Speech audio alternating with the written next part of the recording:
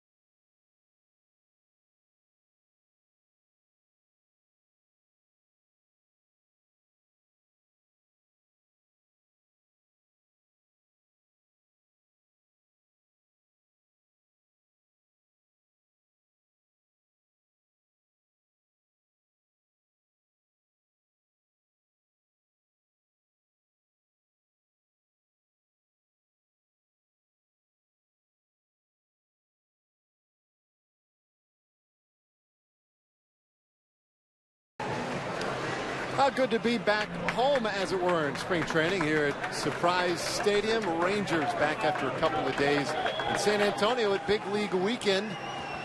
2 nice wins against Kansas City. Now back at the familiar surrounds here in Surprise. And they welcome in the Los Angeles Angels this afternoon. Beautiful weather on this first day of spring. A lot of folks just out soaking in some of the sun. Decent breeze here as well.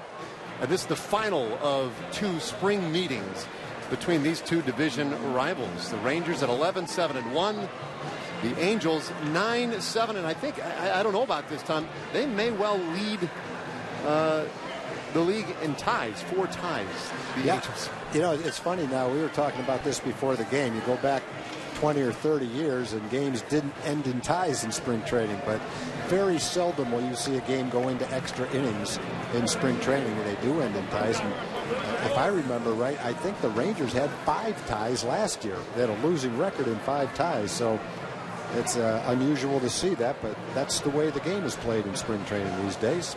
Ties are part of the deal.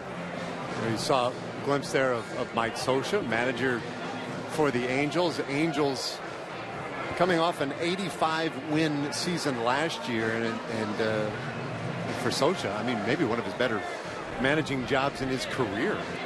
That was a team that was all but out of it, but came back and made it interesting toward the end. Did not make many moves at all this offseason. A very quiet offseason for the Angels. They feel like they do have some of the pieces in place to be competitors once again in what has now become a very crowded American League West division, with what the Astros did last year, the Rangers division champs.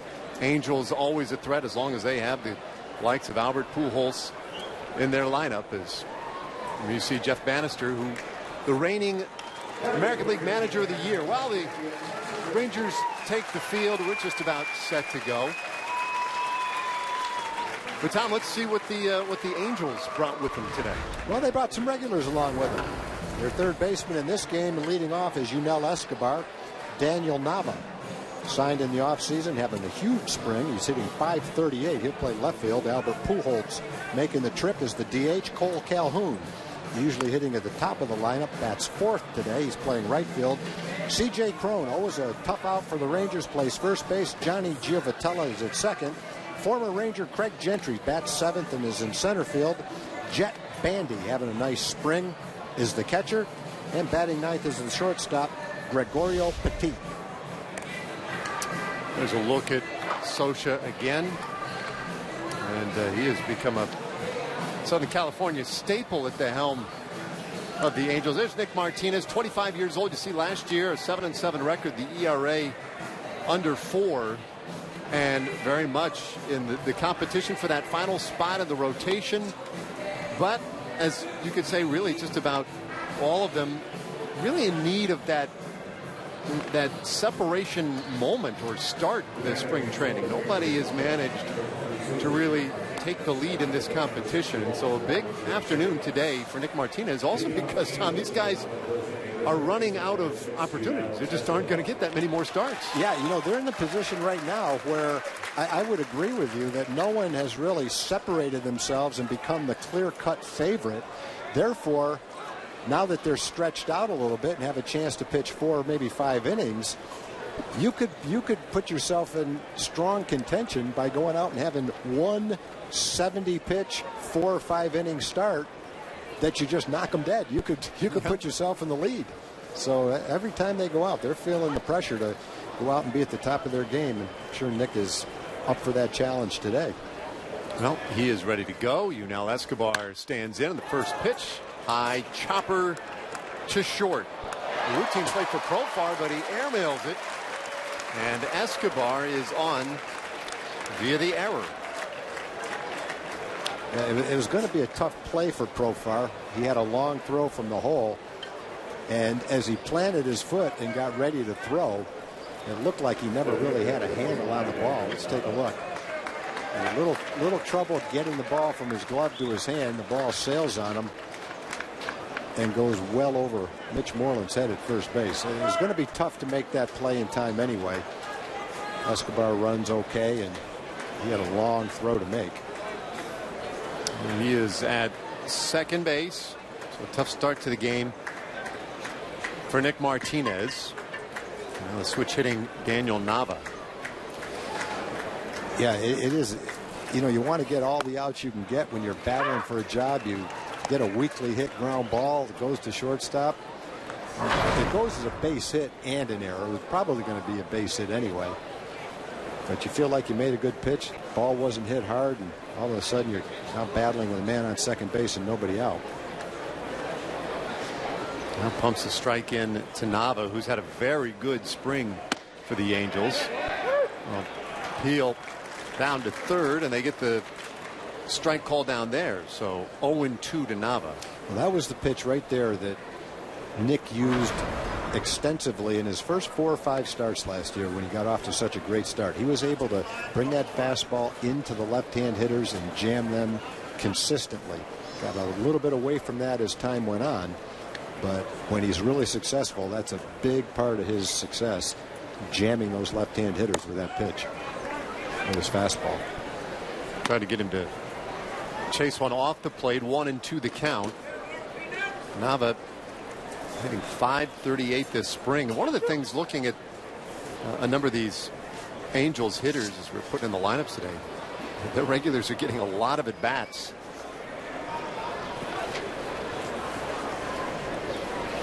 Nava with 14 hits. In fact, the other thing I noticed at the top of their order, and it is spring training, not the type of stuff that would portend to regular season success or failure necessarily, but Escobar and Nava at the top of their order, they've combined to walk 12 times and strike out once. So they've done an excellent job this spring up top of setting the table for Albert Pujols and company in the middle of the order.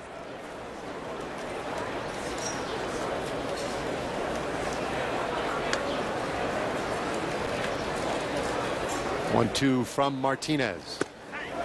Got the outside corner. Good job by Nick. He established the fastball on the inside of the plate to Nava, and then got him on an off-speed pitch that looked like toward the outside corner. Nava took it all the way and wasn't surprised by the call from the home plate umpire. Oh, nice strikeout. Man on second base stays at second. Yeah, no, that's a real good bounce back. And that's one of the things that pitching coaches and managers watch for. How do guys react to base runners or errors behind them, those types of things. Well, now the challenge is Pujols. He starts him off with strike one. Pujols had a big day yesterday. A 3-for-3 afternoon. A pair of home runs, both of them coming in the third inning. Drove in 4.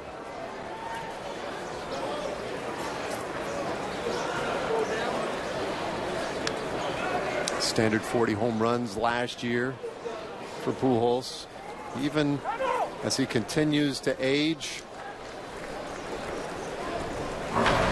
ever the threat that he has been since he came up to the big leagues. Amazing statistical career, the consistency, the longevity.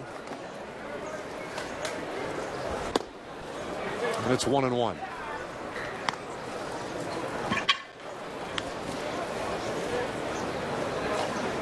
"35 years old, and I don't know, for some of us it almost feels like he's been playing for 35 years. Every time you look up, there he is.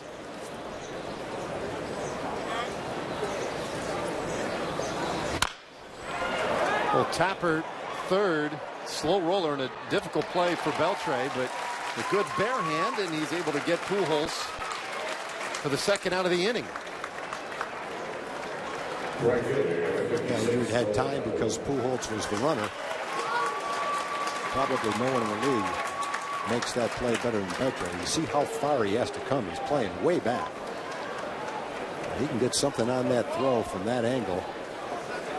As he throws it, he kind of leans back toward the foul line. Gets a little bit of leverage to get a little bit extra on that throw. That's one of his specialties. As good as they come. Escobar 90 feet away now for Cole Calhoun.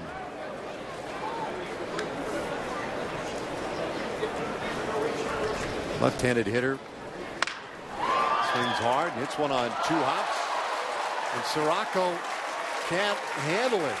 Run is in. And the Angels get on the board first.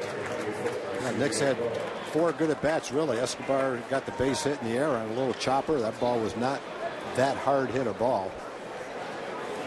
One thing that you see a lot when the infielder is back like that, it makes the timing fielding the ground ball a little bit different than they're accustomed to when they're 10 feet closer.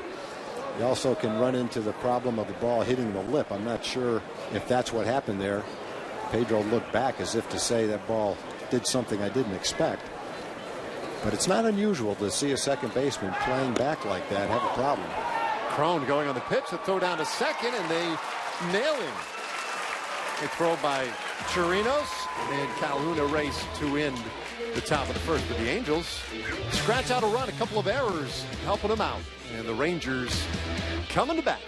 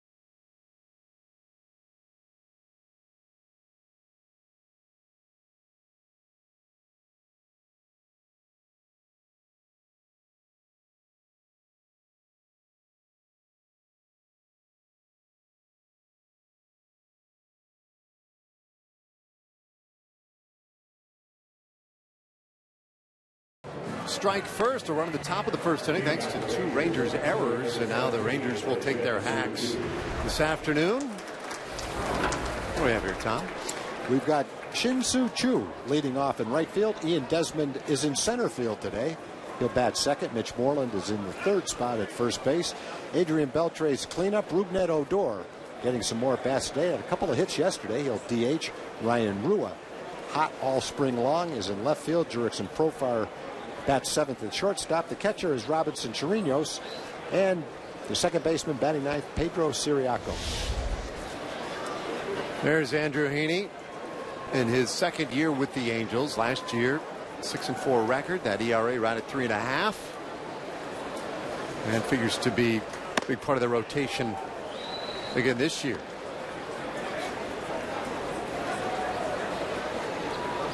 Yeah, it looks like the Angels are going to have a little bit of depth in the rotation. C.J. Wilson is battling some back issues. Jared Weaver is not completely healthy right now. Questionable for both of those guys, I guess, going into the season.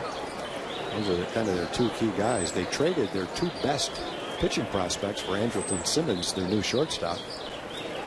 So their depth in the rotation may be tested a little bit this year. 2-1 to Choo.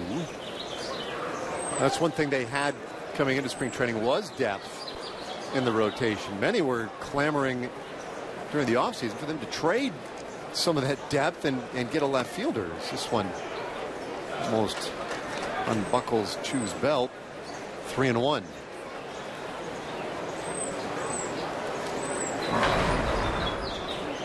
So they do have some comfort or feel good that they'll be able to cover some of those holes early. Choo with a check swing, and it's a full count. 5 for 18 this spring. Choo with that brilliant second half last year. And a catalyst in so many ways to that Rangers surge in the second half.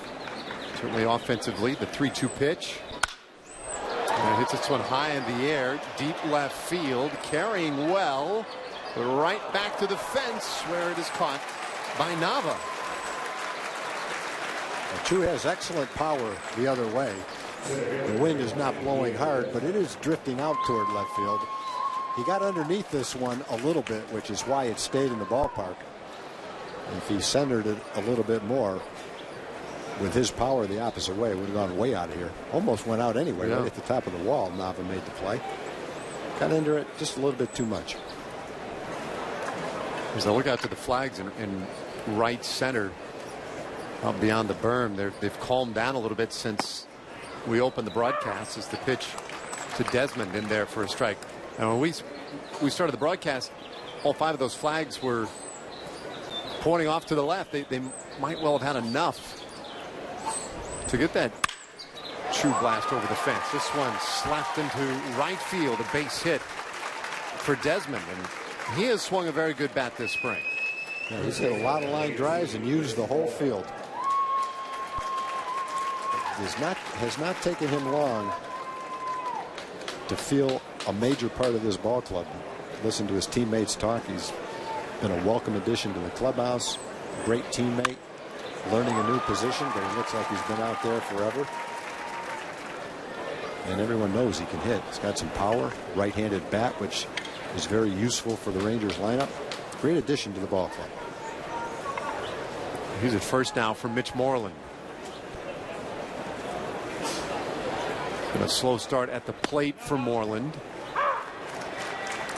but no real concerns as to where he will be once the season begins. You see the numbers from last year, and obviously, last year good power numbers.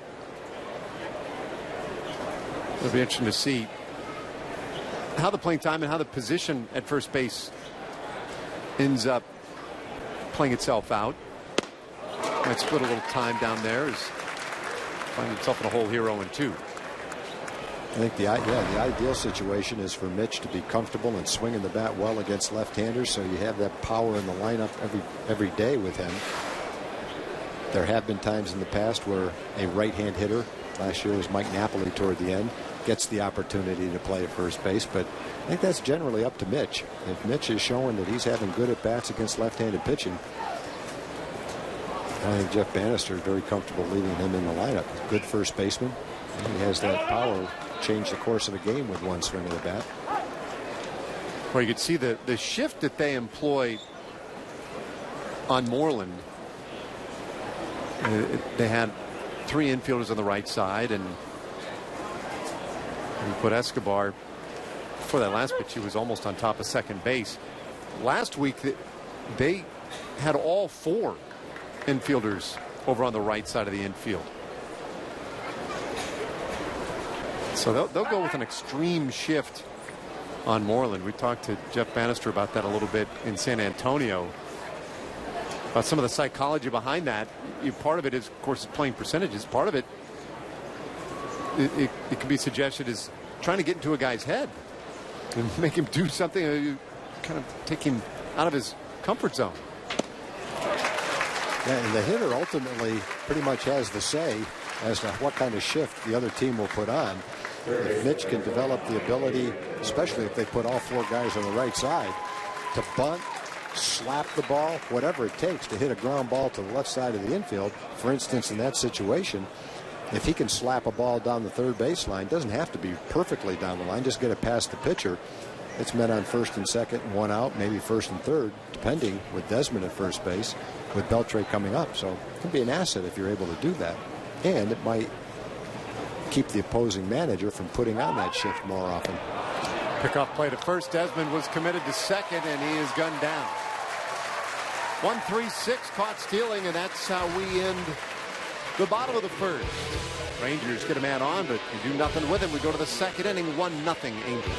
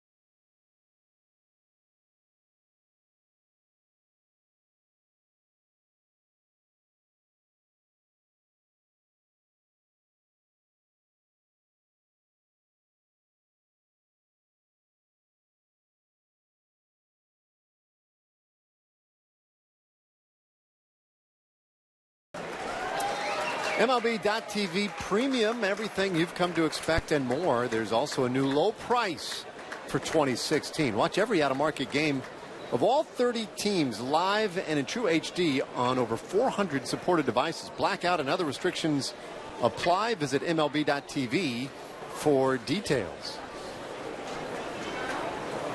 Second inning in surprise, and C.J. Cron, who was at the plate in the first when Cole Calhoun was out stealing, will begin the action here against Nick Martinez. The 1-0. Dropped that one in just below the knees, ball 2. Cron at 275 this spring. Last year, pretty decent numbers. And pops this one up down the right field line, playable perhaps for Moreland down there, and in and out of the glove. One of those afternoons. Yeah, Mitch is a very steady first baseman, very good on pop-ups, so it's unusual for him to drop one. The Arizona sky, the Arizona sun can cause a lot of problems for fielders. Mitch sees it all the way. I don't think he lost it in the sun. had to reach back for it. Just wasn't able to make it stay in the glove. Third error in the early going for the Rangers. 2-1. Crone rips this one into left field, and it'll get down and bounce up against the fence. Good turn at first. The relay throw coming, but Crone is in. Is that one cut off? And a leadoff double for the Angels.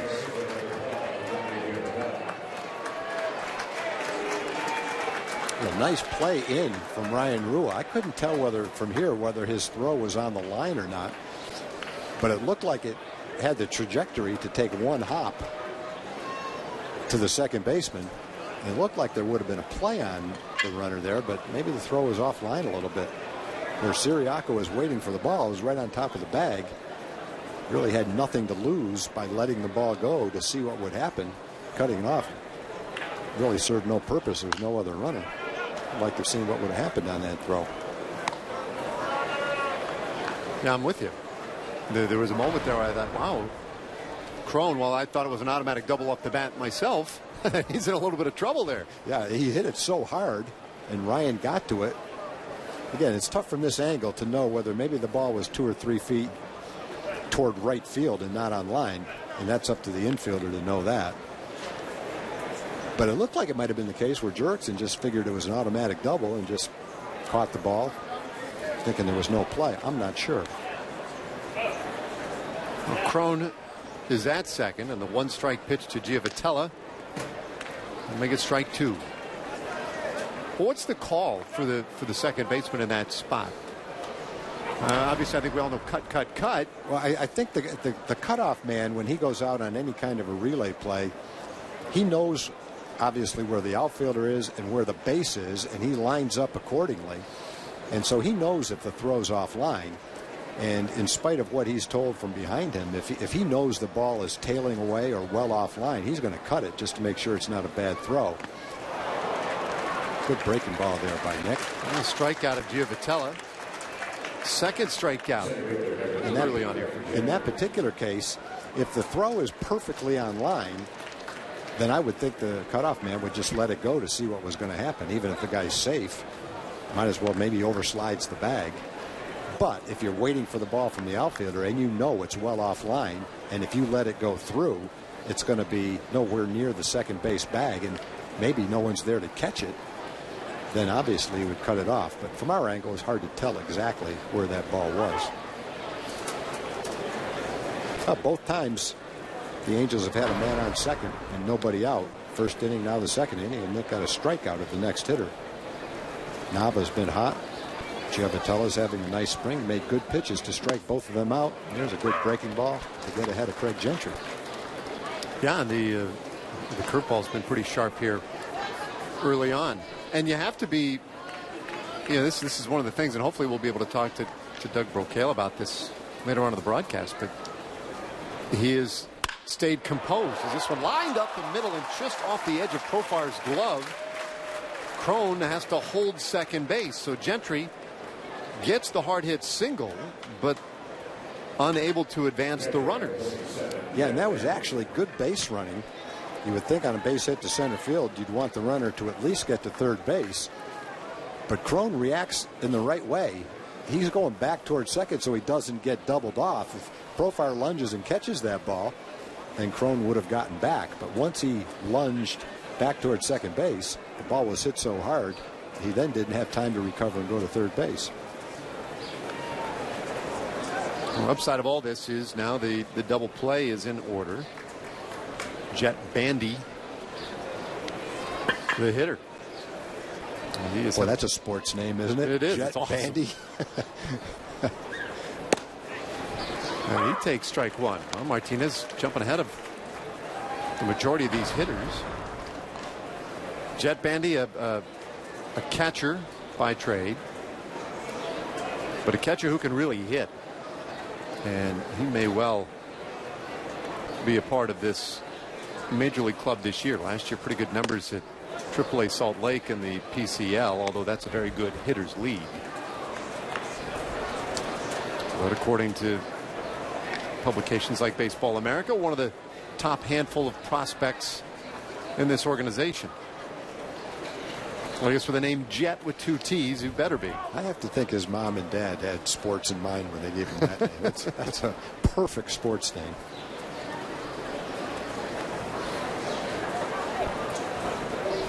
Now he's got Cron at second, Gentry at first. Martinez trying to work out of a little bit of trouble. And he finds that outside corner again. It's 1-2 to Bandy. Well, his curveball's been a good pitch for him so far today. Gentry hit a hanger into center field for base. He had a little more of a slider maybe, but well located right on the outside part of the plate.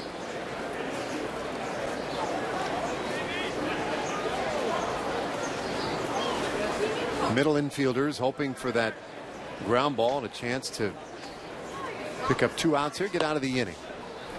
Martinez can't lure Bandy out any further. It's 2-2. Well, Nick is among a large group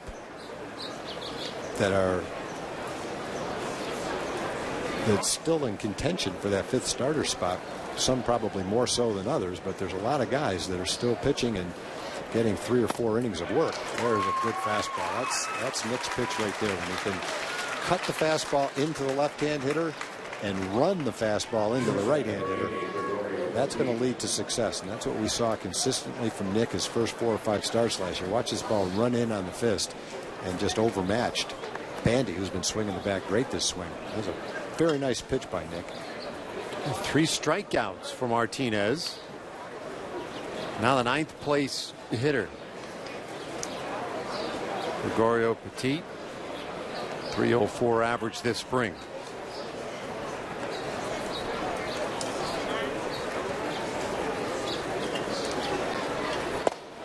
In San Antonio, Cesar Ramos had a nice outing. A.J. Griffin threw the ball really well. Had a chance to get out of the inning. There was an error on a pickoff play. And then he got a couple of pitches up and out of the plate, gave up a couple of home runs in ballpark where right field offers you the opportunity to hit home runs. But he threw the ball really well yesterday. Jeremy Guthrie's thrown the ball well this spring. Nick's getting an opportunity today. Chichi Gonzalez had a rough outing the other day, gave up 7 or 8 runs in a ball game. But as you were saying earlier, Dave, no one really, you could look to the whole group and not really be able to come up with a one who's head and shoulders above the other. So I think the Rangers are still very much in an evaluation mode, trying to decide who that 5th starter will be. Things come into play like options, whether or not you're on the roster. Other things can come into play. But at this stage of spring training, a nice 4 or 5 inning outing might go a long way toward helping them make their mind up. So this is a tough one because this one isn't a pretty 2 innings so far for Nick Martinez, but the damage control has really been pretty impressive. It's 3-0. Yeah. You know, I think when you look at the way both innings have gone, there's been 3 errors made. The error this inning allowed the runner to get on. I think you look at the way Nick has thrown the ball, and you'd say he's thrown the ball very well. He's had good movement on his fastball. He struck out 3 batters, had a good breaking ball. So even though there's been some base runners, there's been some errors. Petit turns it foul, and it's a full count. But if you're just watching each pitch and trying to evaluate the quality of his pitches, I think you'd say the quality's been very good so far.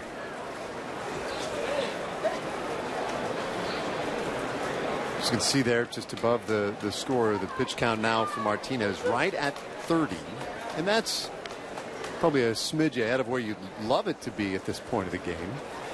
But again, given the 3 errors behind him, he's had to pitch around a lot of trouble. And that will cost a pitcher a lot of extra offerings. At 3-2. Runners going, and there's strike 3 called. He strikes out the side in the 2nd inning. 4 punch-outs for Nick Martinez through 2. And after 1.5 today, Angels leading the Rangers 1-0.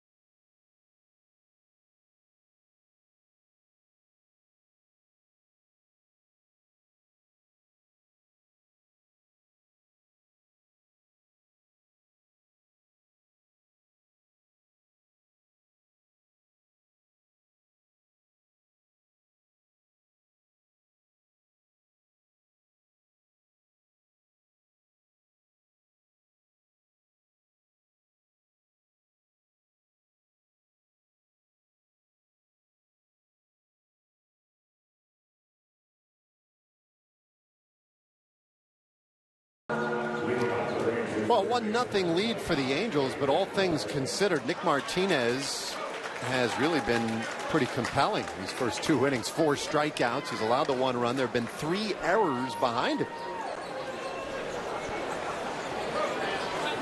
So a unique beginning to this one for Nick. And now we'll see if the Rangers can get him a little run support. Heart of the order due up. Beltre leading things off, and he bounces one up the middle. Petit right there, though, and there's one away.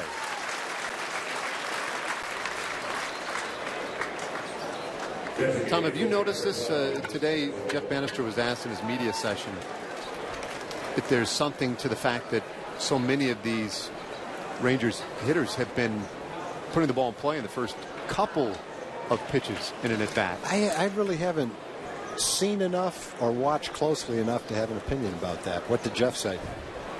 He didn't make a whole lot of it. He said, you know, he wants his guys up there hunting for a good pitch to hit. If you get a good pitch and it's one you can drive, then go for it. He didn't want them waiting around, so he just feels like he likes some of the aggression, but that there's no mandate certainly to be up there trying to force the action. Odor takes now 2-0. Rougned today is the designated hitter.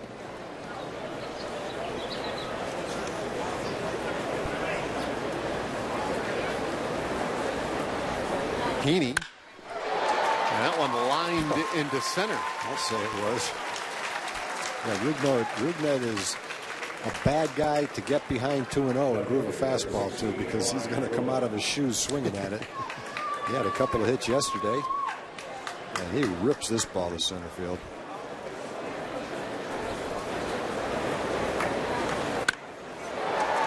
Generates some power with that bat speed. You could hear the crack of the bat in Peoria. I mean, yeah, that's a pretty good indication he hit it hard. He had that little rib cage problem that caused him to miss, I guess, about a week or so. I didn't see the hits that he had yesterday, but there's nothing wrong with his rib cage on that last swing. He says he feels 100%. And based on that swing, I'd say he looks 100% too.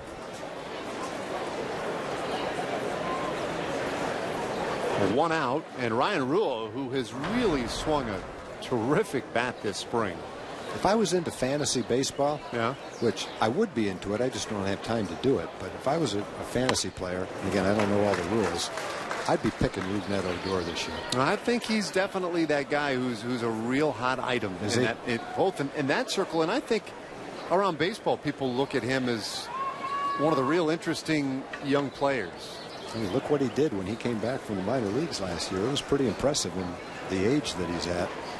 A lot of room to grow, and if he does, from where he played last year, it's going to be pretty nice where he ends up. Obviously, you know, all the ability is there.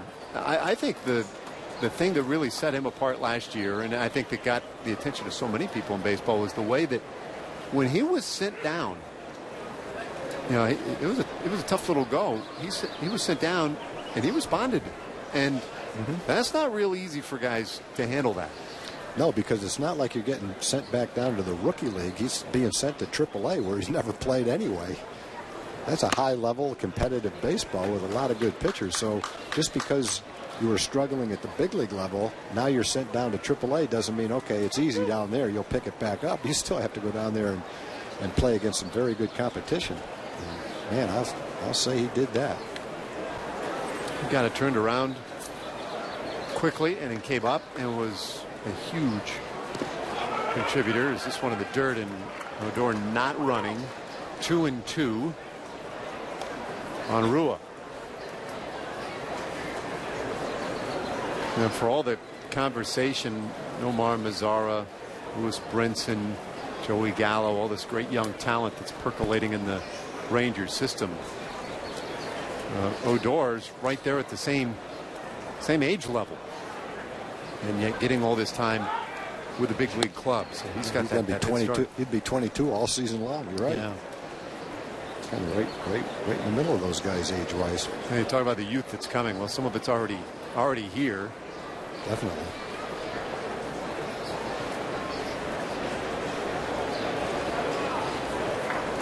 Heaney not real comfortable out there at the moment with Odor at first base.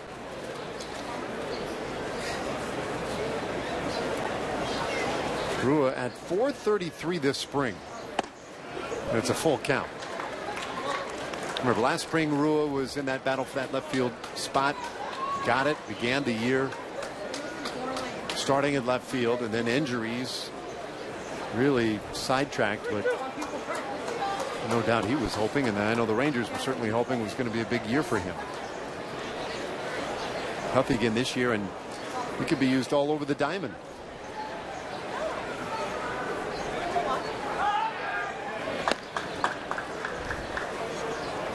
Another check on Odor.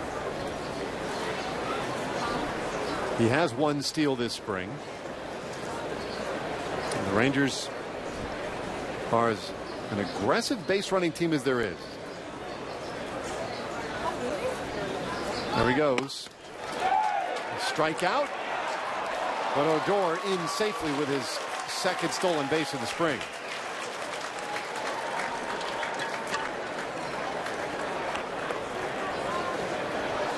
One of the weapons that Rubned has. Has a good lead, good jump, strong throw. Might have had a shot if it was on the other side of second base, but he knew he had to get rid of that ball quickly. That's what I miss here, Tag. I mean, he might be arguing that Rua got in the catcher's way and interfered with the throw, but the explanation from, I believe, Sean Barber, the home plate umpire, was all that Mike Scioscia had to hear. Let's take a look. Pitch is inside. I guess the bat come around and hit him on the head? Well, it did. Sure didn't knock the catcher out of line at all, but it looked like it hit him right off the head. So Odor went back to first.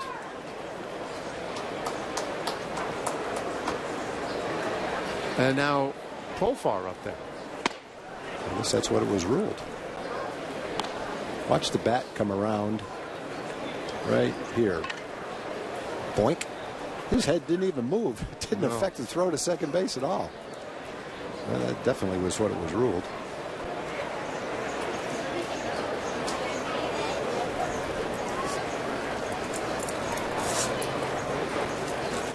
Profar takes one up and away. Ball two. Well, I'm confused though, because if you interfere on that throw, it's not as simple as simply sending him back to first, is it? I'm going to come up with a rule for you. Yeah.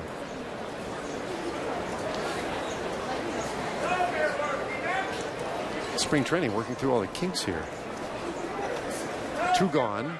Odor running again. The pitch was upstairs. The throw down to second, not in time, and he indeed does get that stolen base.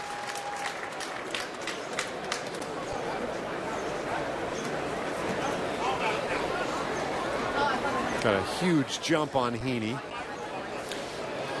Here you go. If the batter interferes with the catcher, which I guess that backswing off the head would be construed as, the plate umpire shall call interference. The batter is out, which he was anyway because he struck out, and the ball is dead. No player may advance on such interference. So I believe that's what happened. Okay. Yeah, there you go. Now I guess if there was only one strike, he interfered with the catcher, he would have been out. He would have been out. But he was out anyway because it was strike three. But no one can advance, and that's why Rubned had to go back. Profar, meanwhile, works a walk. A couple of base runners now for the Rangers.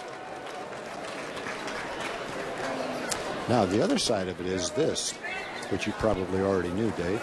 If, however, the catcher makes a play and the runner attempting to advance is put out, it is to be assumed that there was no actual interference, and that runner is out, not the batter. So if he had one strike, caught the catcher off the head, and the catcher threw Rubned out, then Rubned's out, and all it is a strike, because how could it be interference if the catcher was able to catch it and throw him out anyway? So there you go. All right, yeah, that makes sense. Some actual logic to that. You can watch 1,000 baseball games and not be totally sure about every little rule. I'll be the first one to admit that. And you know who knows the rules the least? The players. Yeah. How many times have you seen a player hit a ball that bounces down near them in foul territory and then goes fair right in front of the plate? The catcher picks it up and throws him out to first, and the umpire said, "No, look where it hit. That ball hit in foul territory." They think it's actually a foul ball. And I have to admit, when I was a player, I didn't know the rules at all. I knew what strike three was, and sure, you got thrown out at second base, but the intricate rules of the game, a play would happen, and you go, "Oh, didn't know that." Right, but then once that happens, then you have it, right? Then know you it. Tend to remember it, yeah. Once it happens. Odor's second, Profar at first. The 0-2, and Chirinos hits it up the middle. That one's a slow hopper, and they do get the force out at second. Givitella had a decision to make, and he took the risk of beating Profar at second base, but he does. Inning is over. We've played two. Angels lead by 1.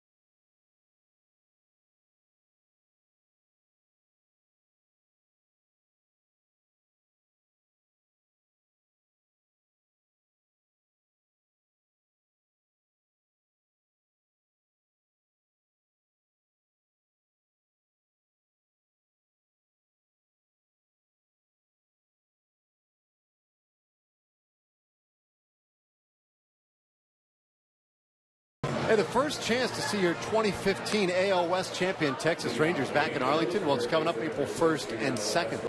Rangers playing a 2-game exhibition set against the Cleveland Indians, and tickets are just $5 using the online coupon code preseason16. Visit texasrangers.com and welcome the Rangers back home. Well, April 1st and 2nd. There's Moreland, and Mitch is done for the day. 2 innings in, and so off to the clubhouse he goes. Yeah, that's not normal for a player to come out that quickly. And maybe it was scheduled for today. Justin Ruggiano is going to play first base, or maybe Mitch is not feeling good. I'm not sure.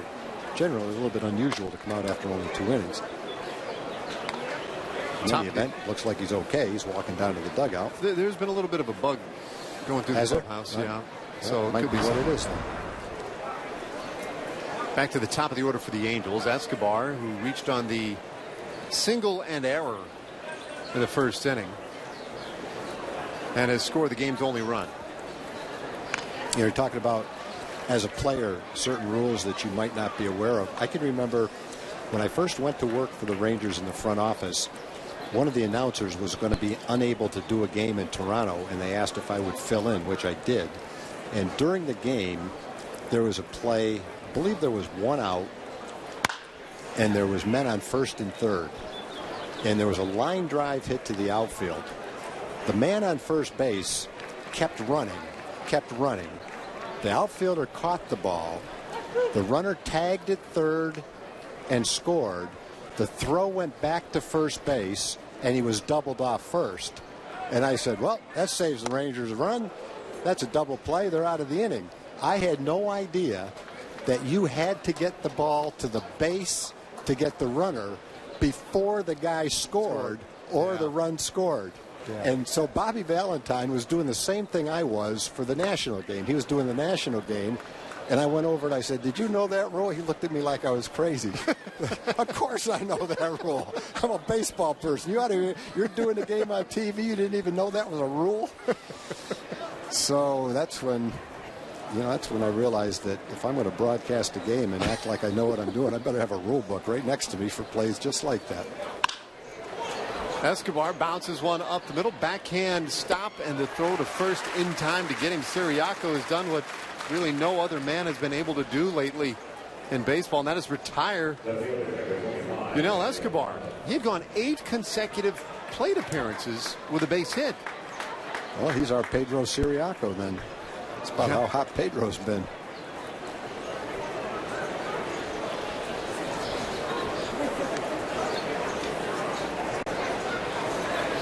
So one away. How about that? Nick Martinez, who's working with the bases empty, with an out. Something he has not done yet today is Daniel Nava takes ball 1. There are times where there's a rule interpretation that, as a broadcaster, we may not be sure of. And what takes the pressure off is, in certain cases, you see the umpires huddle together and discuss it for a minute, as if to say, we're not sure either. So once I see that, I'm not too worried about whether I knew the rule or not, because those guys are walking rule books. But some of the subtle little plays can be a little bit tricky to interpret. Not for those guys generally. One thing that's happened over the last few years, I think more than ever, is when there is any kind of a question, the umpires don't hesitate to get together, talk it over, and come up with the answer. I think they're much more inclined to do that now than they were many, many years ago. 1-1 to Nava. Oh, he launched that one, but foul. Strike 2. You can tell a guy's swinging the bat pretty well when he gets a pitch up and in and off the plate and hits it that hard. Of course, he didn't keep it fair, but he hit it pretty well. I'm with you on the rule stuff, though. I like to see the guys getting together. Yeah, and I like making sure everybody's comfortable. You know, and occasionally the call will go against your team, and sometimes the fans will be upset. But the bottom line is, whatever the play is, and whoever it goes for or against, you want it to be right. Another real good swing by Nava, and this one lifted high in deep center field, and it is gone.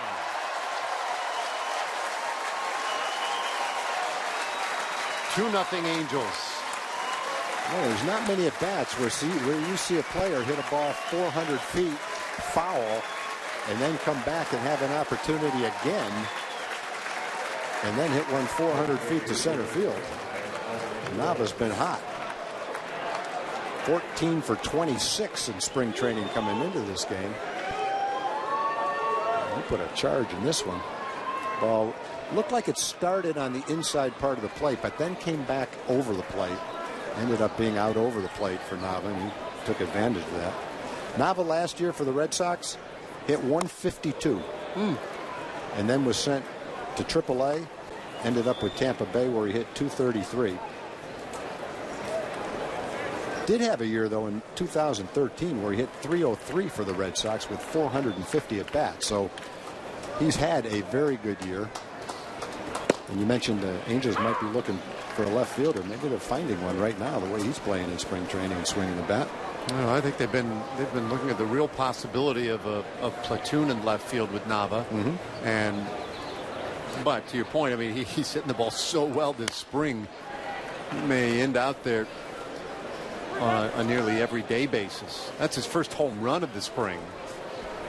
But he's just been making outstanding contact all month. Pujols, meanwhile, down to the count of 1-2. Grounded out his first time in, and hits this one hard center field, and it drops in front of Ian Desmond.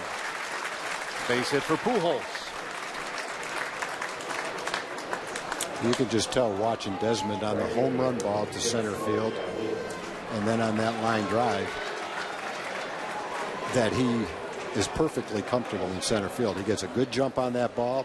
He's ready to go after it if he has a shot at it. realizes he's not going to be able to get it, pulls back and catches it. A lot of times when the guy's learning how to play the outfield, he's doing all right out there, but kind of has a look about him that tells you that it's a new position for him. You don't see that at all with Desmond. He looks like he's just been a center fielder or a left fielder. That's what his position should be. That's the way he looks out there. Strike delivered to Calhoun. But he's such a great athlete, and you know, I got to see him a lot in the National League when he was with the Nationals, and just talking to Nationals personnel over those years. You know, there was such great respect for his athletic abilities, his baseball abilities.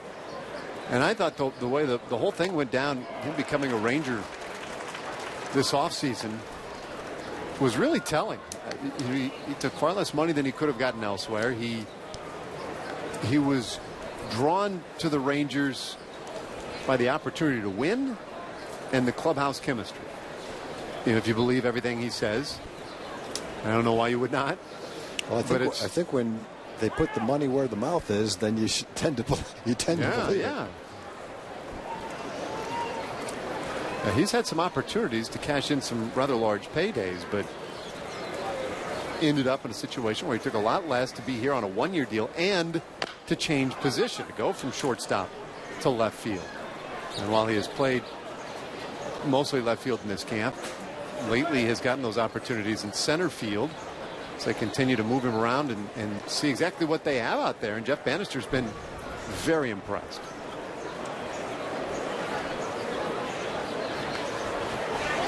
And while he's joining a group that he feels has an opportunity to do some special stuff this year, his presence and in a way that, I don't know, that endorsement, that personal belief really adds so much to the mix. As this one lined into left field by Calhoun.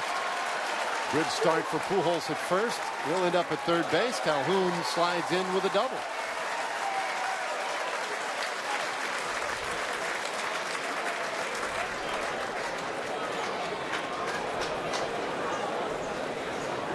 So some hard hit balls this third inning off Nick Martinez. Nava with the foul and then the homer. Pujols stung his single to center, and now Calhoun barreled that one up pretty well as well. Yeah, Nick got out of the second inning. He ended up striking out the side. He got Escobar on a little tapper to start the third, and then three balls have been hit hard. Nava's home run, Pujols hit a rope to center field. Calhoun reached out and stroked that ball nicely into left field too. Looking to make a pitch here and maybe get a double play.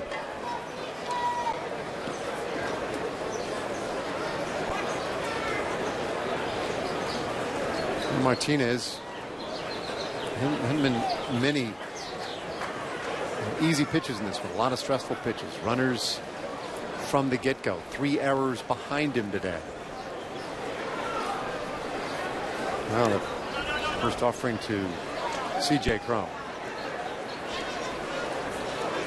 Cron doubled in the second inning, and that was after a drop pop-up down the first baseline extended his at bat.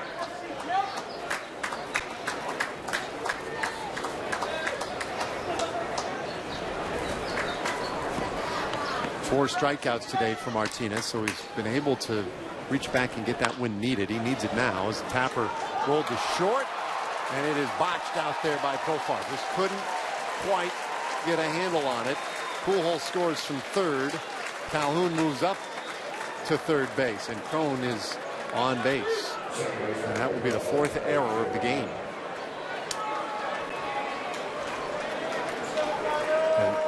Infield is partway in at shortstop. I don't know if Jurickson's thinking maybe I've got to play at the plate. It's not a particularly hard hit ball. In any event, it takes a little bit of a hop on him, and he's unable to come up with it. And everybody's safe. Tough start to the game defensively for the Rangers. We've seen a handful of these games this spring, though, where one team or the other just can't seem to gather up the baseball. Yesterday was Kansas City. Yeah. And they're a great defensive team. Of course, all their guys weren't there yesterday. They had a problem in that game. There was a game about a week ago. I think the Oakland A's must have made about 5 errors in an inning. Yeah. Chirinos out to have a few words with Martinez, who, by the way, is now over 50 pitches for the outing. We'll be talking to Doug Brocail next half inning. It'll be interesting to get his thoughts on the Martinez performance so far today. Because the question really is, how do you evaluate what you've seen? There have been good moments. There have been those moments where the defense has let him down. But there's a stretch this inning where you give up some hard contact there to Nava, Pujols, Calhoun.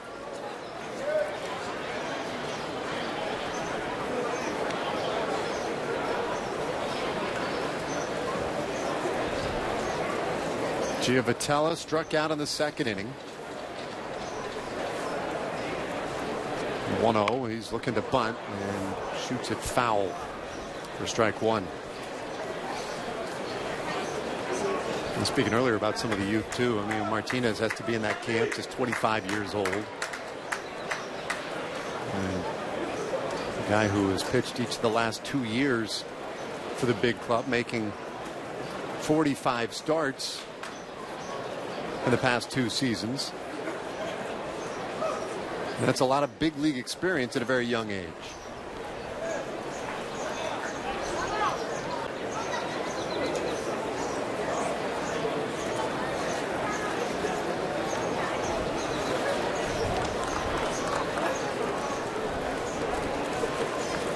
Well, with Cronin first, you get Giovitella to hit one in the dirt here.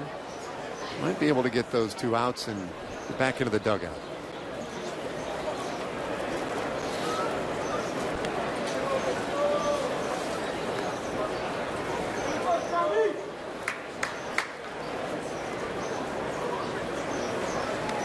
Unearned run in the first inning, the home run. And to this point, unearned run here in the third for the Angels. Runner going from first. Tapper out in front of the mound. Scoop to the plate. Beautifully done as they tag out Calhoun for the second out of the inning. Boy, Martinez with a very nifty play to just shovel that to Robinson Chirinos and get the out. Well, that's where having been an infielder in his college days comes into play. Perfectly comfortable, not trying to transfer the ball to the hand, just flipping it with the glove. Using a little bit different glove than he might have used in the infield. A pitcher's glove is a little bit bigger, but with all the confidence to just flip it and make the play at the plate. Very nicely done.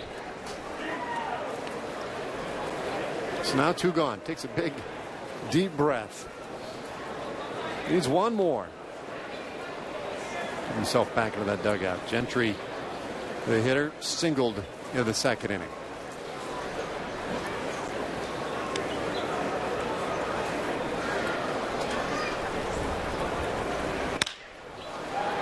Bouncer short.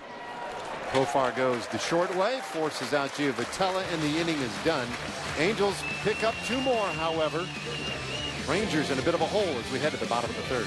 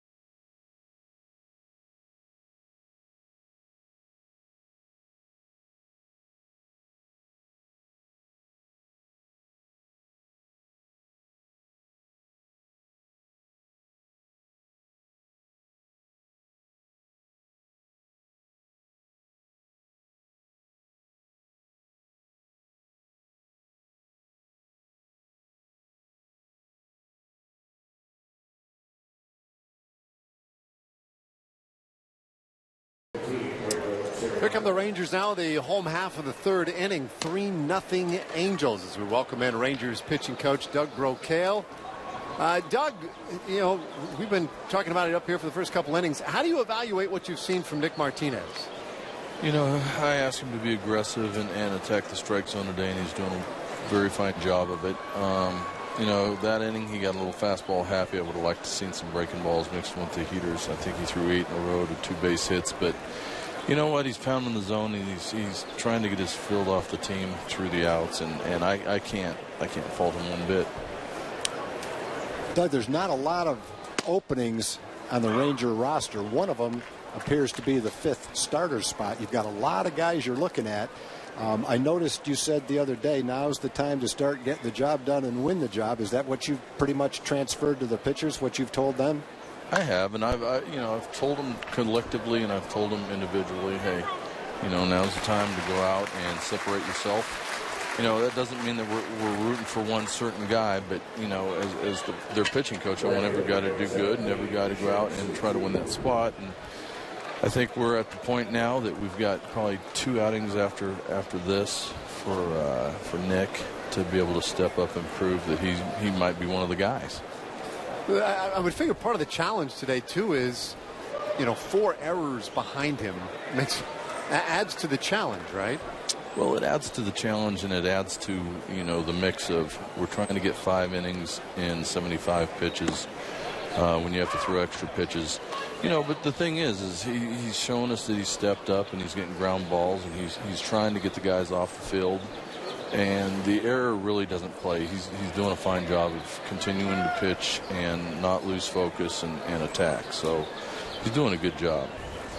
Doug, spring training, long days, a lot of work, and a lot of pitchers. I'm sure you were familiar with a lot of the guys. There might have been a couple that you weren't familiar with. What's your overall view of the pitchers you've had to work with in spring training from top to bottom? Well, you know, being the new guy, I watched a lot of video this offseason. I had a lot of questions on, you know, certain guys' deliveries. And we've straightened a lot of that out. You know, I'm not a big guy on wrapping. If it works for the guy, like obviously a Cole Hamels, I'm not going to change a Cole Hamels. But, you know, you just make a little tweak here and a tweak there, allow for more strikes, allow for a more competitive downhill attack, and you try to get that accomplished and hope that, you know, the work that you're doing carries over into the season, and it allows us to be able to pitch down in the zone versus, you know, up in the zone where we get hurt. How about the health of your guys? You pretty happy where you are right now as far as health-wise getting ready for the season? I am. You know, I was disappointed in losing Tanner. Tanner had a great offseason. I saw him throw when we were up in Dallas quite a bit, that Dallas-Fort Worth area. And, you know, losing him and seeing the progression that he had made throughout the winter was kind of disheartening. But you know what? He's going to come back in a couple days, be with the team, be with the guys, and I think it'll help his frame of mind, getting away from the house and getting back to the ballpark. You know, when you talk about the health of guys and you look at your mix of pitchers available for that last spot of the rotation, you have some veteran players. A guy like A.J. Griffin, who looked very good for 3 innings the other day in San Antonio. What about the status of a guy like A.J. Griffin physically? Is he in a position where realistically he could break camp as a guy in the rotation? He could. You know, it's what is it? We've got 8 guys fighting for one spot. Yeah. And, you know, right now it's open. And I think the guys know that it's time to step up and it's time to show who's ready to grab that position, because it's an important position. You know, we don't get our number 1 back until mid-May, and that's, you know, it's one of those scenarios where you just got to bite the bullet and hope that it is May 15th and not June 1st or June 15th, and that he's ready to rock and roll come mid-May. But you know, I don't count any of these guys out. You know, we've had some bad outings and we've had some good outings, and you just have to go and go over each guy with a fine-tooth comb and make sure that he's the guy that's going to fit to take that position until Darvish gets back. All right, let me follow up on that, Doug, and then we'll let you get back to work. Darvish, yeah, how much have you been able to work with him to this point, and how would you, I guess, characterize his progress to this point? It's been very good. You know, the other day, coming off that day off, he was a little lethargic, and he admitted it. We saw it. It was kind of nice that he admitted it. So yesterday he asked me if he could throw a side, and I said yes, of course, because I want to see him throw more and more every day. But it was one of those situations where I would have liked to have seen 30, 35 as far as the build-up. He threw 18, and I think when he turned to me and said 18's enough, it was just to get over that sluggish feeling he had the other day, and he looked really good. You know, he's starting to throw all 4 pitches. I haven't seen the other 3 yet, but they were crisp, they were good. It was downhill, it was to spots, and you know, I'm really not worried about Darvish hitting a spot. I'm more worried about building up the strength and getting the number of pitches up. And I think he was a little down on himself that his fastball was up in the zone. And of course, I told him go ahead and let it fly neck high if you need to. But he showed me what he can do. It's pretty impressive. I've never seen a guy spin the ball like he spins the ball. Yeah, well, I'll tell you what's impressive to me is you guys sitting out of those chairs outside the dugout with those foul balls flying around. I do tend to pay more attention. Yeah, you're very calm and collected, man. But listen, we appreciate you joining us and for some of the insight, and we'll look forward to doing it again soon. Absolutely, gentlemen. All right, there he goes, Doug Brocail, first-year pitching coach for the Texas Rangers, giving us a little insight into that battle for the 5th spot. I think if we asked the question point blank, we would have gotten the answer. I think reading between the lines is pretty much what we've been saying. It's wide open. Everybody's still in the running. So every time out is a key time for every pitcher. It's not like Doug hinted that we need to have this 5th starter established by next week. It could go down to the wire, and there's a couple more starts for Nick, and the rest of the guys are in the same boat. So that's just something to monitor on a day-by-day basis as we try to find out. The other thing is there's a lot of times during a big league season where you don't worry as much about the 5th starter because you may have 3 off days in the first couple of weeks, maybe 4 off days in April, and you can skip the 5th starter a couple of times. The way the Rangers schedule is, they only have 1 off day for about 3 weeks in April. The 5th starter has to pitch twice right off the bat. They play more than 10, I think 14 straight games to start the season. So you don't have the luxury of skipping that person. So he does become very important in April because he's going to have to take his turn. Yeah, I think that is a real important point, because really it's the first time in years I've seen a team, or at least been involved with a team, that hasn't had that ability to at least skip a starter once in the first time through the rotation. Well, it's so often that you back up opening day with an off day just in case there's rain. You don't get rained out of your off day. You can at least play it the next day. Rangers don't have that. They play Seattle to start the season 3 straight days. And contrast that with Kansas City, who will have 3 off days in the first 5 days of the season. It's just kind of crazy the way different schedules vary one from another. I'm not sure that's any more convenient, really. No, I don't think Kansas City's too happy about that at all. Justin Ruggiano's first at bat of the day came in defensively in the top of the 3rd inning for Mitch Moreland. And it's 2-2 now on Ruggiano. But if you have, if you don't have many off days the first 3 weeks, it just means sooner or later you're going to have some off days. So maybe the off days that come later in the season that you might not have will be beneficial when the team needs them later in the season. See how that works out. Heaney ready is 2-2. A little bit tight. Well, there's one thing we know. Those off days are always welcome, and they're always important. You're going to need them at some point. Yeah, I think from a player's perspective, I'd rather have off days in August than I would in April. No doubt. You're coming out of spring training ready to play. The weather's cool. I think you feel like playing every day in April. That's not a problem. And it's a great opportunity for whoever wins the 5th starter spot to stay sharp. You don't have to stay in camp and pitch in minor league games. You don't get skipped. You're in the rotation. After 10 days, you've pitched twice. and so is Cole Hamels. So you're going to be just, after 10 days, just as important as anyone else in the rotation. It was a great opportunity. Chu out there at second base for the Rangers.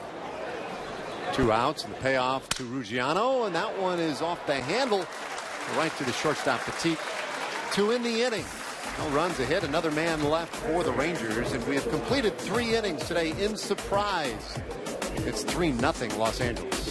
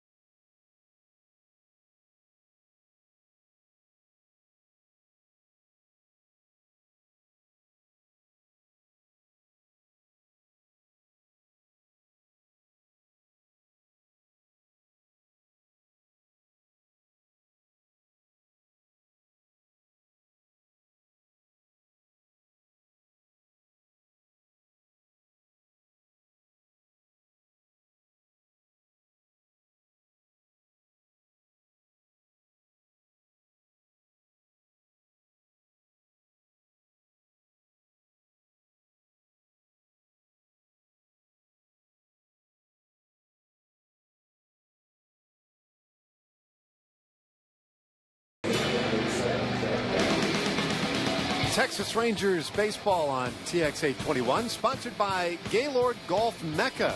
Visit GaylordGolfMecca.com to win a trip for 2 at America's summer golf destination.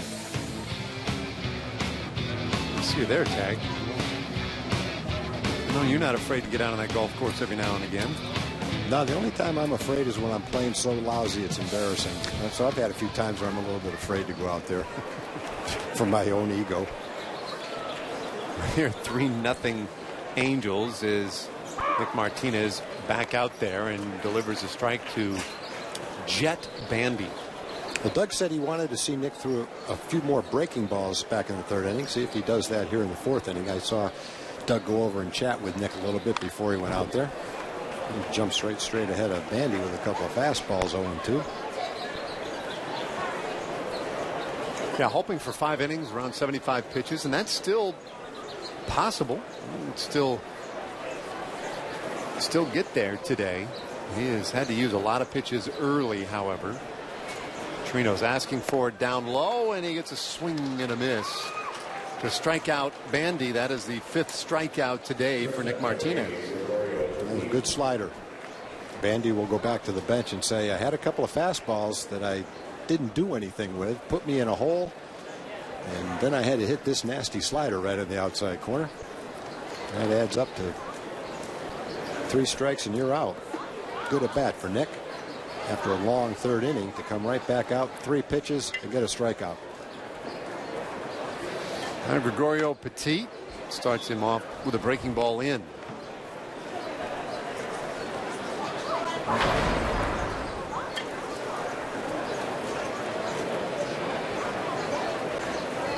Petit, another strikeout victim, going back to the 2nd inning, and he watches another good breaking ball. So he went fastball to Bandy, and 2 breaking balls to start Petit.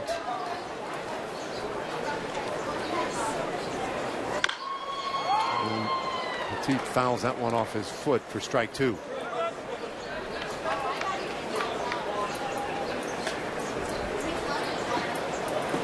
Well, wide open competition for that 5th spot of the rotation. Martinez last year was in the rotation coming out of spring training for the 2nd consecutive year. In fact, to go the last 2 seasons, Martinez behind only Colby Lewis for number of starts. on this Rangers staff. It was a very last-minute addition in 2014. And last year, right out of spring training, in that rotation, gets a roller this time to short. Profar on top, throws to first, and they're 2 away. Another good slider. Andy had the same slider with 2 strikes for strike 3.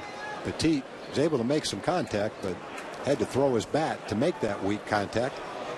Jurickson throws him out at first. Good start to the 4th inning. You'd love to see a nice quick inning, trying to get that 5th inning in. Get out of the 4th inning quickly and have a chance to go back out there is what Nick is looking for. And the first 1, 2, 3 inning of the day would be nice.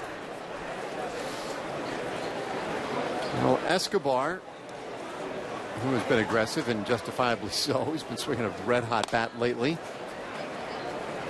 Takes ball 1, 1 for 2 today.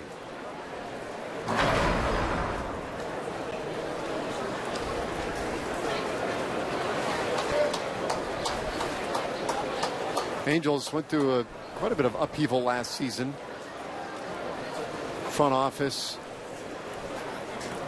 There was some discord between them and the field staff as Escobar swings and lofts one to center. Playable though for Desmond, having trouble with the sun, and peels off. Escobar will trot into second base with a 2-out double. Yeah, it's not unusual in spring training in Arizona to see that kind of a ball get into the sun. It looked like Ian did everything he could to try to stay with the ball. He looks at it sideways, trying to avoid looking directly in the sun. Stayed with it as long as he can. He's got the sunglasses on, and then at the end, the ball just disappears into the sun, and there's nothing he can do. Nothing he can do about it. That has absolutely nothing to do with whether you played there before or not. Once the ball goes into the sun, there's not much you can do about it. He played the ball as well as he could. Just at the end, there was nothing he could do about it. So for Nick, what could have been a quick 1, 2, 3 inning, hopefully doesn't get much longer. Now, no error, of course, as you point out. Desmond pretty much hung up by that sun.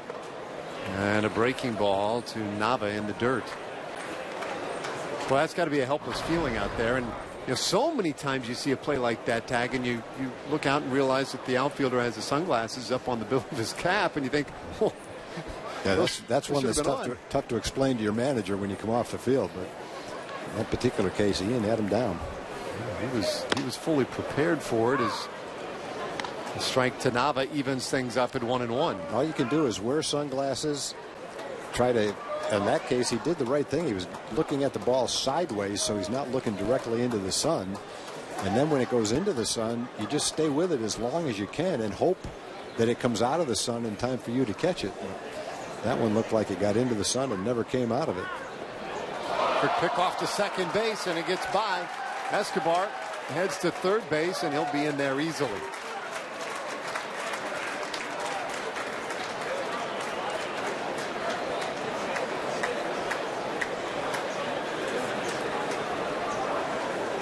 Well, the 5th error by the Rangers this afternoon. And that one charged to Martinez.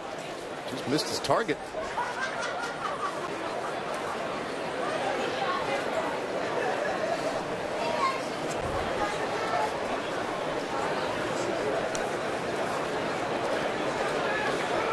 Boy, it makes it tough. Cannot give extra bases or extra outs to a big league club. They will hurt you. And Nava taps out one foul. It's 1-2. I'm talking about the year that Nava had a couple of years ago with the Red Sox when he hit 300. He also walked 50 or 60 times and had an on-base percentage of over 380. And even though he had a down year last year, changed teams, spent time in the minor leagues, wasn't that long ago that he was a very, very solid hitter for the Red Sox. So Rangers are hoping that that's what they're seeing in spring training and that it carries over into the regular season. Free agent signing right after the winter meetings this year, this past offseason. That one off the back of his helmet. And not happy as one would understand. We'll head down to first.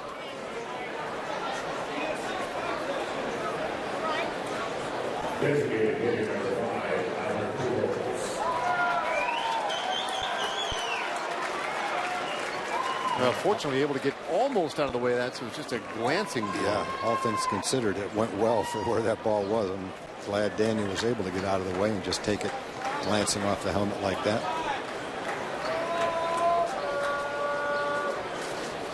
So, men on the corners for the Angels.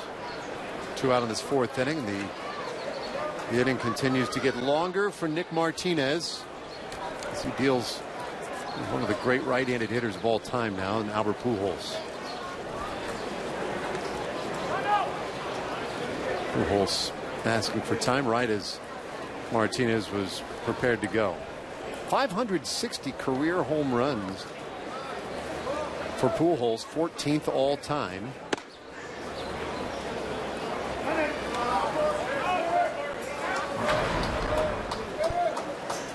Of course, he's closing in on 3,000 hits in his career.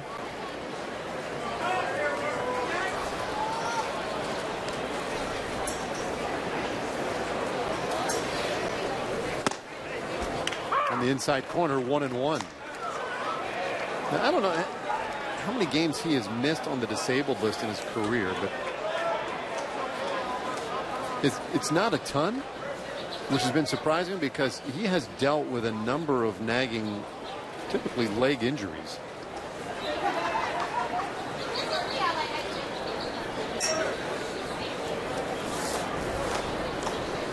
One look good, and it is in there for a strike. Change up there, maybe seemed to tail in on Pujols. In 2013, he was on the disabled list from late July to the end of the season. He ended up playing 99 games that year. 1-2.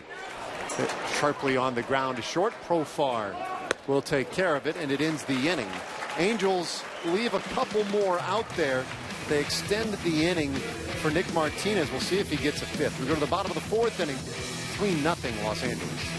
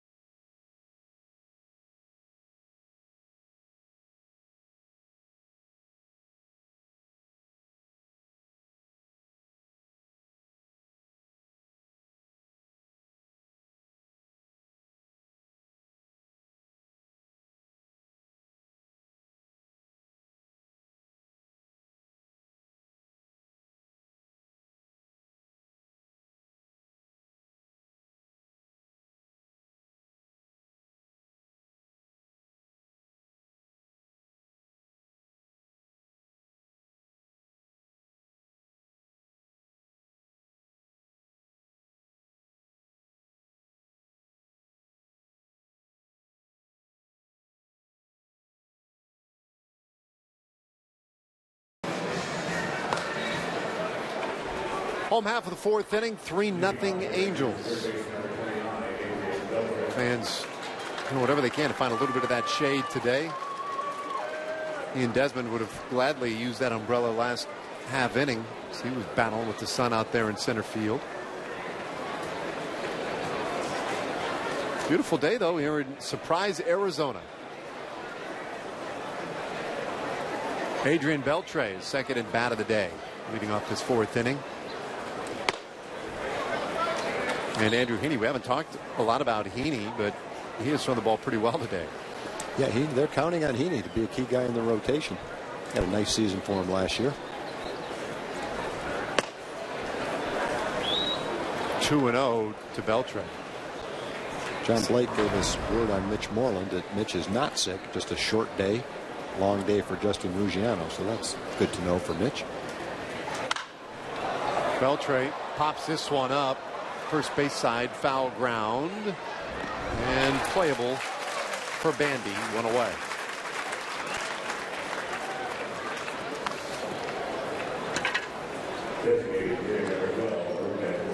Yeah, that is good news. We had Moreland with the flu there. What else we have him with? Well, I saw the way he was walking off. He wasn't hurt. Yeah, he looked fine. But it probably the first time that I remember this spring where a regular came out of the game quite so early. But Justin Ruggiano is trying to make the team and have first base be part of what he brings to the table. So he needs to play a little bit out there. And he was just scheduled to get an extended time out there today. Maybe not 9 innings, but Mitch got in at bat, a couple innings in the field. Odor singled in the second inning. And he cracked it too. Straight away center field. Shanks that one for strike 2. A lot of excitement around Rougned Odor and what he might be able to accomplish in a full season, as he is really just beginning to establish himself. And he strikes out looking in the 4th inning. Quick at bat. Last year was that year where I think he proved to himself and others, yeah, indeed, I am ready for this. And this is the year where we find out, just how good he can be.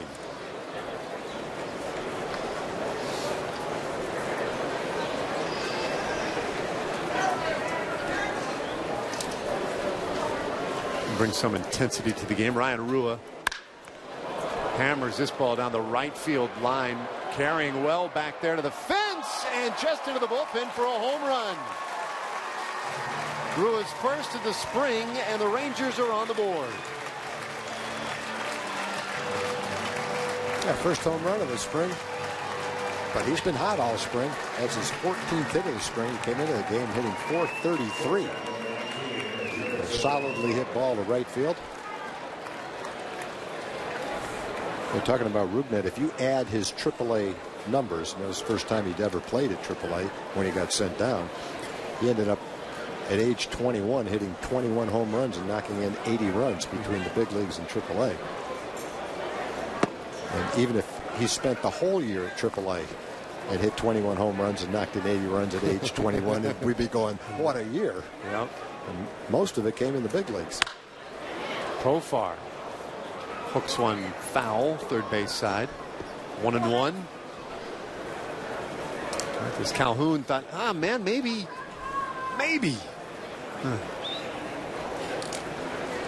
Pretty good effort.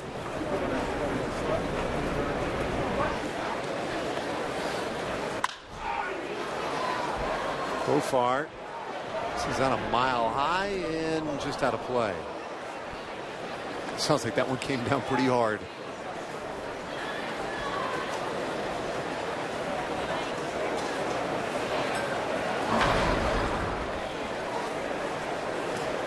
Walked in the second inning. Been up there swinging from his heels in this 4th inning, a 3-1 game.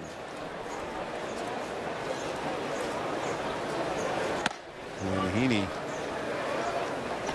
evens it up 2-2.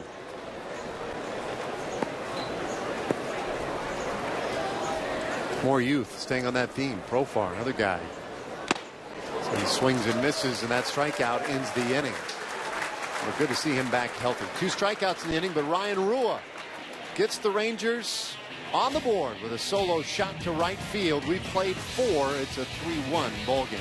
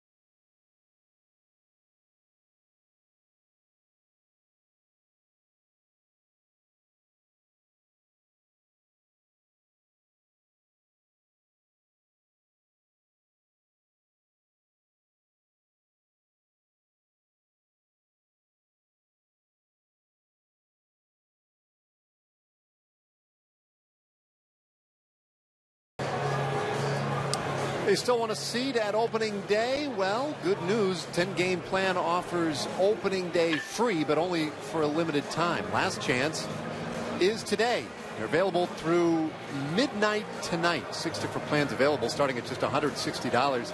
Visit TexasRangers.com/10-game plans to buy yours today.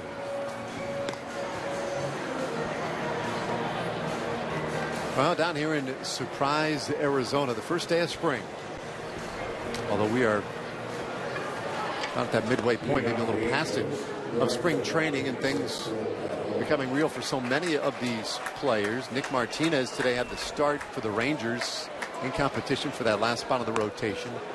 Unable to get the 5 innings in, though. Done after 4, and gives way to Alex Claudio. You see the numbers last year very good. 2.87 ERA in his 18 appearances. Yeah, good opponent's batting average, good number of strikeouts. Home run totals a little high, 4 in 15 innings.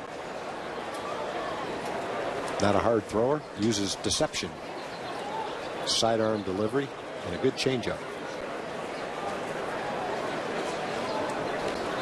And he's going to work this inning against the middle of the order, starting it off with Cole Calhoun, and pumps one in there for strike 1.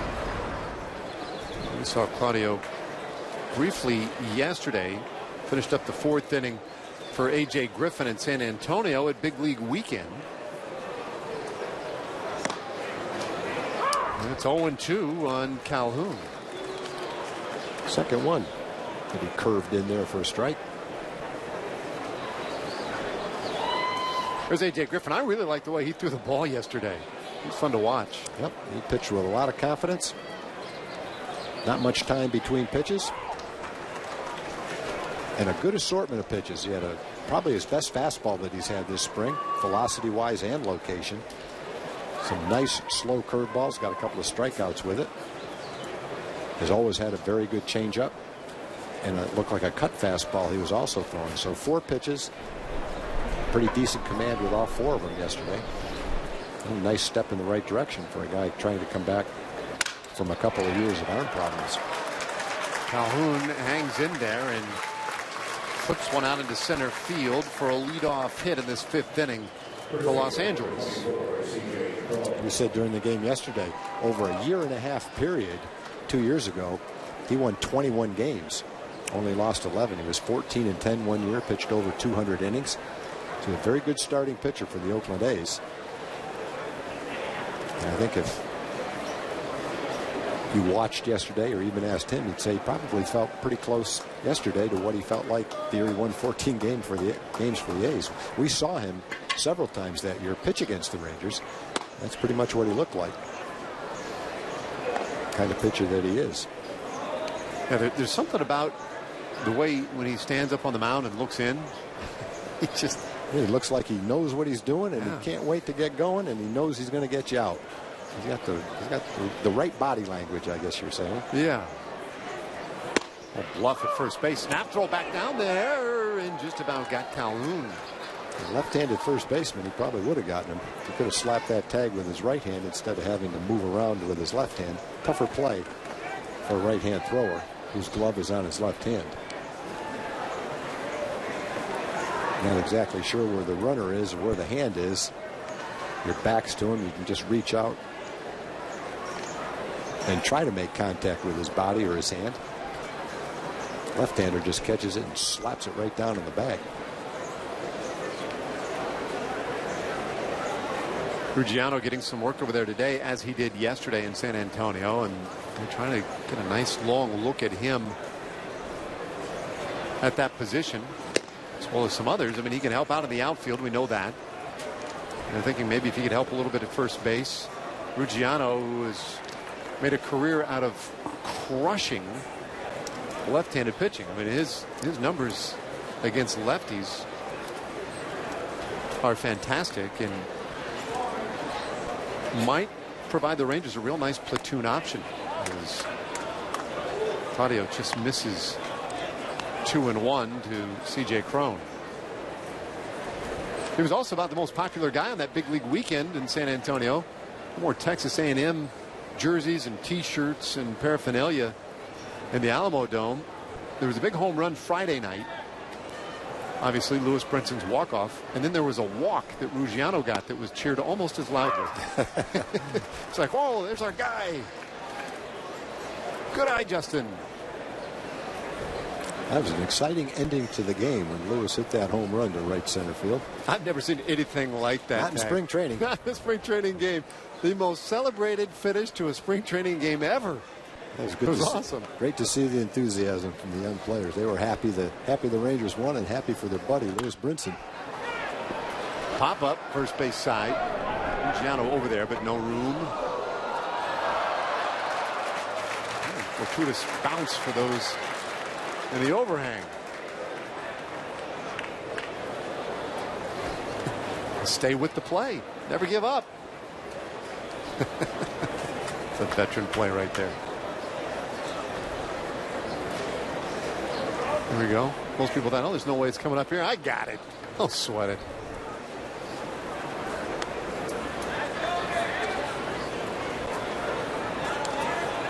Mid-season form, that fella.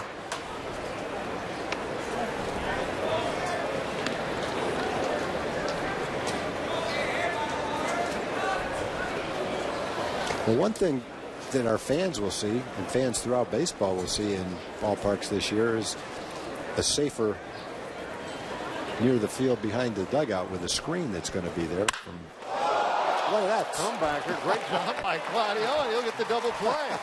Had it all the way.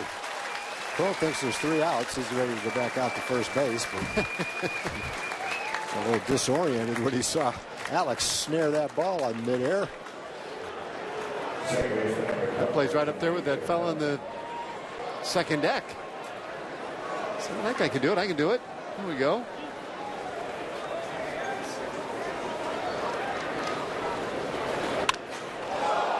Nice play. But anyway, there's going to be a screen all the way from home plate around to the dugouts, which will make it much more safe for fans sitting down near the field who normally would be exposed to a bat or a ball.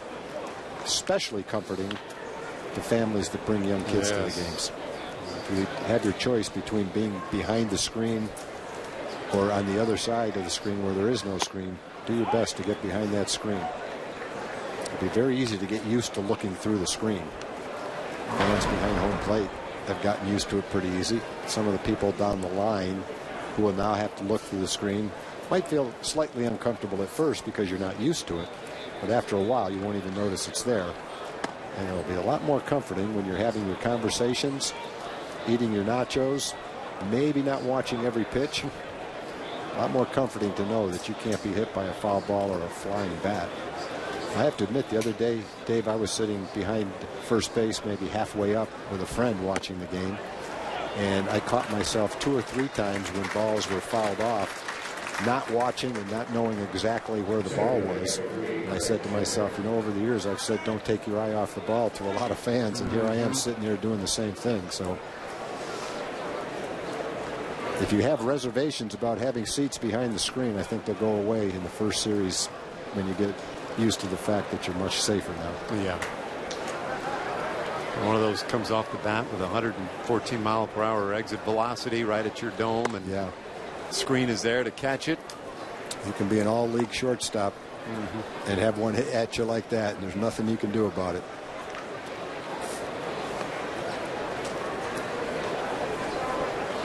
Well, 4-pitch walk to Giovitella following that nifty double play, and now a miss on the first pitch to Craig Gentry. So Claudio trying to settle down a little bit here.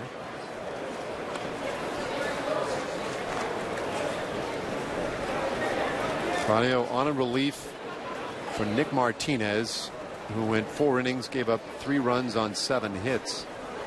But there were 5 errors in those 4 innings.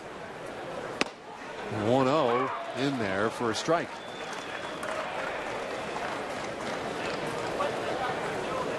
Martinez struck out 5 today. Doug Brocail telling us earlier in the broadcast that he felt like there were times when he was getting a little fastball happy. But no walks. There were times when the breaking ball was very sharp for him as well. 1-1. That one hammered down the third baseline. Fair ball and heading into that corner. Don't run for Rua to get to it. Giovitella rounds third. He'll score without a throw on the double by Craig Gentry, and it's 4-1 Los Angeles. Yeah, and I think when you look at that inning, after the double play, the thing that will probably irritate Alex about the inning was the walk with 2 outs and nobody on that sets up the double and the RBI. One thing to give up a hit, but you hate to see, well, for the most part, you don't like to see walks at all, especially in that situation. You just got to make a beautiful play to get a double play, and the 2-out walk ends up leading to a run. You think some of that was the adrenaline? Maybe. It's very well could be. Now Jet Bandy, and he takes strike one. That'll definitely get your attention when you end up about 58 feet from home plate. The guy hits a line shot back at you. Even if you catch it, can't help but go through your mind what might have been if you weren't so quick and able to catch it. That one would have gone over his head, but at the same time, pretty close. And I think there's certain physiological reactions that are tough to simply turn off. Yeah. I mean, yeah. Your heart's still pounding when you go to the next hitter. We're dealing with that man at second base here with 2 out. Bandy has struck out twice today. Want the pitch away, but it comes way in. Missed his spot badly. 2-1 the count. When you're talking about the new netting that is really going to save so many fans from injury. I saw Rob Matwick, Executive Vice President of Business Operations for the Rangers in San Antonio, and they've just completed the new lights as well, the LED lighting at Globe Life. It's going to be an entirely new experience for fans, and both watching on TV or those watching in person. From what I understand, when people talk about the LED lights, they talk about it being the difference between watching an old analog game and watching it in high definition in person. Wow, looking forward to it. Yeah.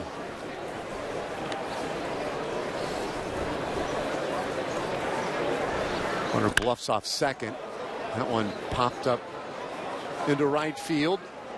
Playable for Chu. And it ends the inning. But another run scores. 2-out walk and a double off Claudio. And we're halfway home. 4-1 Angels.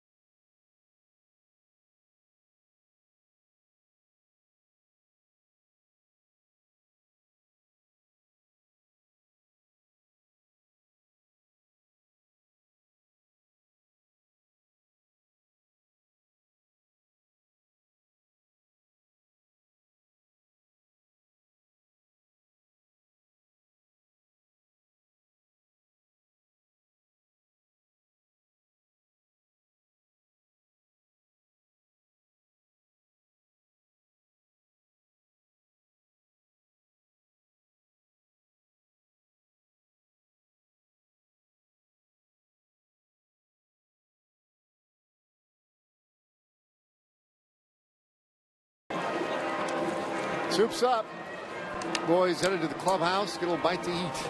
I assume. I speak out of turn there, Tag, but it just always smacks of maybe the grilling's done. Get down there and get a bite. Well, the clubhouse in Major League Baseball in spring training today is much different than it was a long time ago. I don't know that there was any food in the clubhouses back then. It might have been potato chips maybe, but that's about it. Now, it's practically a restaurant. You can eat breakfast, lunch, dinner, and anything you want in between in a Major League clubhouse, whether it's spring training or the regular season.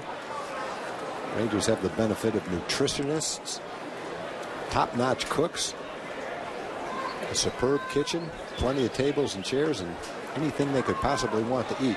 The idea being the food is healthy, nutritious, and good for you, which will make you a better player than the whole milk, cupcakes, ding-dongs, chocolate cake that we used to have and eat in the clubhouse. We didn't even drink diet soda. We drank the real thing back then, boy.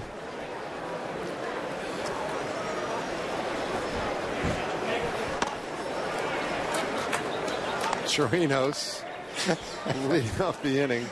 So what do you think I just was exposed to in my headset? I'm glad you established that the Rangers have tables and chairs and that it is not a drive-through restaurant. But you're saying no cake. You can't slip anything by, boy. No, I didn't. I mean, I haven't looked at the kitchen in there, but my guess is you probably got a better chance to find fruit, oranges, apples, and pineapple than you do a nice big chocolate cake. Well, Chirinos finds a little outfield grass and a base hit to start this fifth inning. So the likelihood is also a little greater that there would be more cookies in the broadcast booth during the regular season than there would be down in the clubhouse. That's a good point, and there definitely is. Although I will say this. I know for a fact that Shirley Coast, our cookie lady, in addition to sending cookies up to us, also sends them down to the players. In fact, she's named a lot of her cookies after the players. Oh. Do you have a favorite of hers? I tend to like the pineapple ones with a maple frosting. Sharp bouncer through the hole on the left side of the infield, and Siriaco with another base hit, his 18th this spring. Pedro's just had an incredible month at the plate. Well, you look at his spring training, and there's a guy that came to spring training trying to make the ball club as a utility player. He came into the game hitting .500. He's 1 for 2, so he's still hitting .500 for the season in spring training. He's 4 for 4 stealing bases. He did make an error today. That's the first error he's made. And he's played, I believe, all the infield positions. He's also played in the outfield, so he's shown his versatility. Yesterday he went 3 for 3 and then got a sacrifice bunt down. So I can't think of anything that he hasn't done very well in spring training. So if he was in the running, he certainly still is and has done nothing to hurt his chances. A lot of factors go into who the players are that fill out the roster at the end of spring training. But he's definitely put himself in position to be a strong consideration, that's for sure. Chu takes strike one. The Angels put 3 infielders on the right side of the infield against Chu, which is interesting given his ability to go the other way. I mean, it's not as if Chu is a one-trick pony.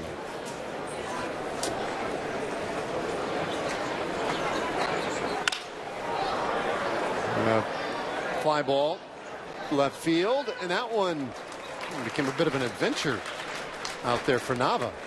And he makes the play. Runners hold first and second.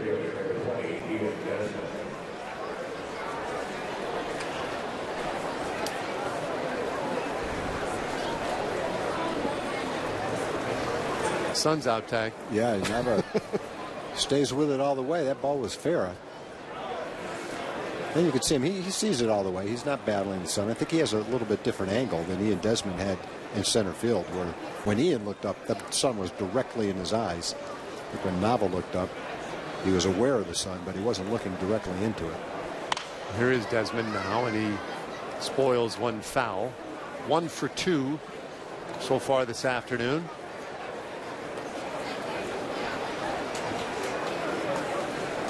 The new pitcher, Jose Alvarez, 26 years old, Venezuelan, and last year pitched in 64 games for the Angels. Left-hander ready, and he'll roll back there to second base, but Chirino's not going anywhere.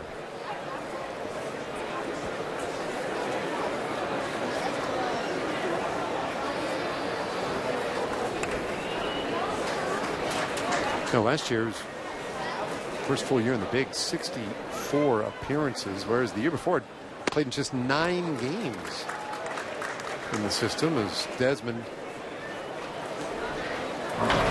takes the count to 0-2.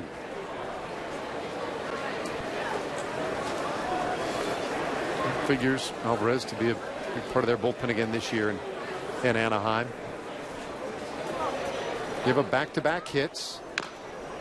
Desmond fights this one off.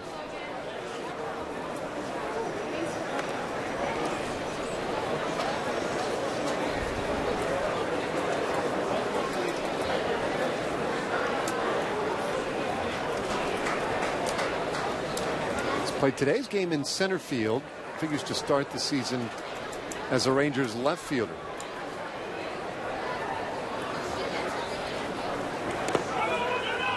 And that's 1-2. Bannister, though, wanting to see if there's a little extra versatility in the outfield for Desmond. They do need to have some options at center field as well. I mean, they know that they have a handful of guys they could run out in left field if needed. Quite as much depth in center if DeShields needs a day here and there. Fastball in there, strike 3 called, and Desmond the second out of the inning. A lot of off-speed pitches, and then he snuck the fastball 90 miles an hour right on the inside corner. Look at it. Good pitch. Right at the knees. Well, this is good too for Ruggiano. Get up there and face the left-handed pitcher. I mentioned earlier that Ruggiano, his great strengths in his career has been his ability to hit lefties. Post play out there at second on Chirinos. Well, he's got a career slugging percentage against lefties well in excess of 500. His OPS 856 against left-handed pitching. So this is where Ruggiano shines as a general rule.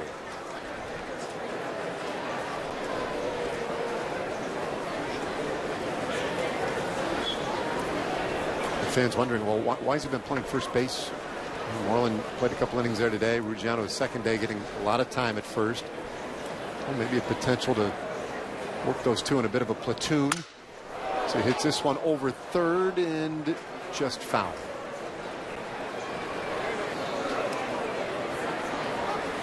Lose a bat on that one.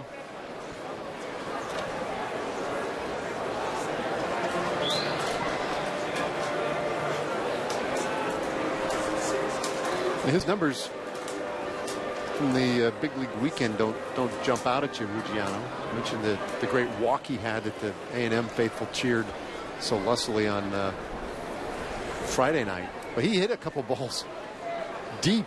We got knocked down by various apparatus up in the rafters of the Alamo Dome. One that lodged up on top of a scoreboard. And it's this one down to third base, but foul again.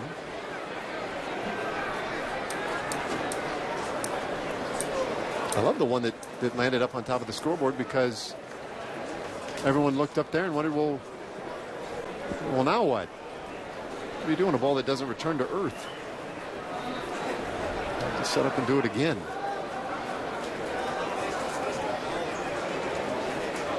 Two-strike pitch. And he goes down swinging. Back-to-back strikeouts for Alvarez to get himself out of a little bit of trouble in the fifth. 5 complete this afternoon from Surprise. Angels with the 3-run lead.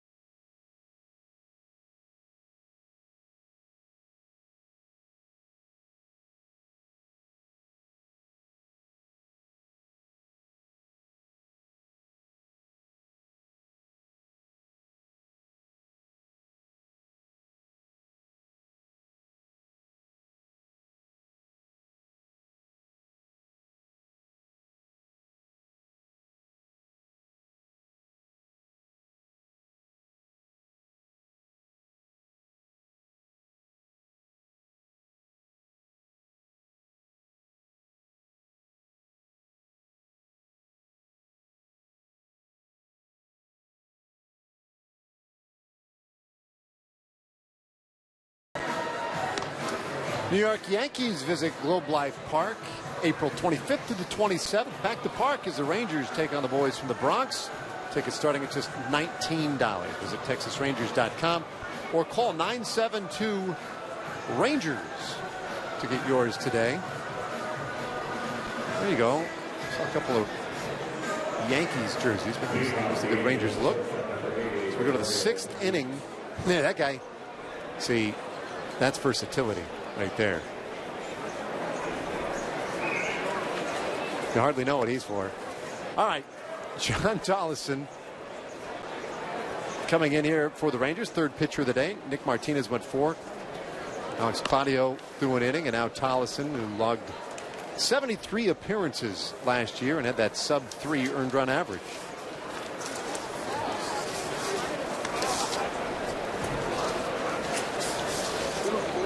He's a 9th place hitter and then back to the top for the Angels. Drew Stubbs is coming to play center field. Lewis Brinson, the new right fielder.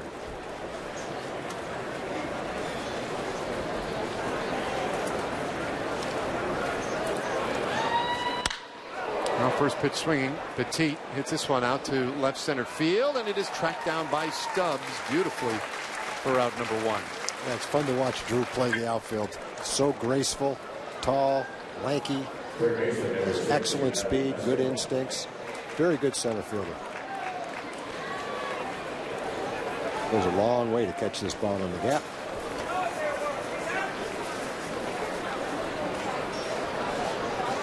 No, 1 pitch, 1 out. That's how you do it right there.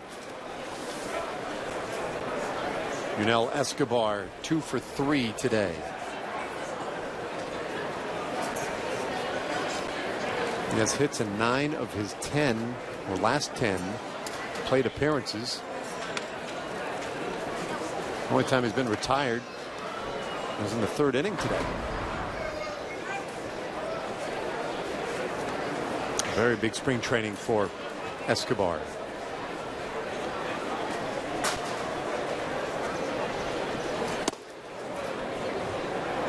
Tolleson a little low that time with the fastball, 94 miles per hour, 2-0 the count.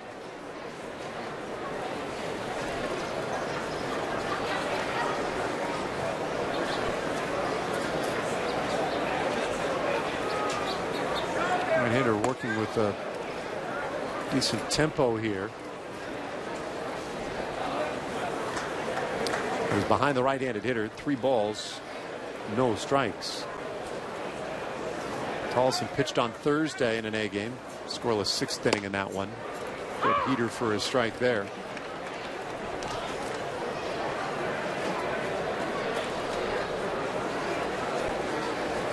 Had the lower back spasms early in camp, but seems to have worked his way through that.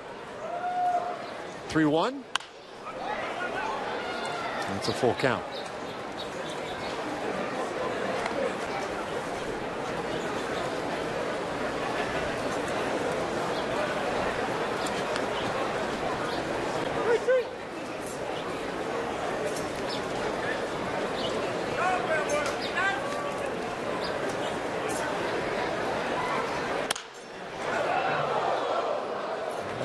Talking about that netting. that one wasn't hit very hard, so they had a little bit of time, but even still got to be looking. You get some concerned looks down there. Everybody checking to make sure we're all right. You know, at best, somebody's going home with some bruises. You know, on a hand and an arm. I think he hit the ball with his hand. Yeah, might have glanced off and hit the woman next to him.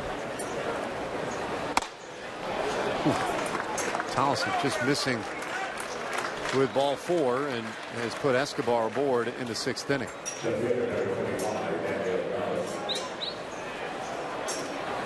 Tag, you know, the whole spring training thing, you know, you try to simulate situations, you try to get guys in position to prepare them for the regular season. And, you know, you never want to put a closer in the 9th inning of one of these games where you're just facing a bunch of minor league hitters per se, right? You want to try and simulate some of the type of hitters they'll face in a regular season, but at the same time he's pitching in the 6th inning. Well, right? And lacks that feel. Yeah, but the problem with spring training is you have to pitch on a certain day to get your work in, and there's no guarantee it's going to be a save opportunity. It might be 13-1 in the ninth inning against minor league players. So I think there's a couple of things in mind. You'd love your closer to face the better hitters, and at the same time, it's kind of a respect thing to your closer.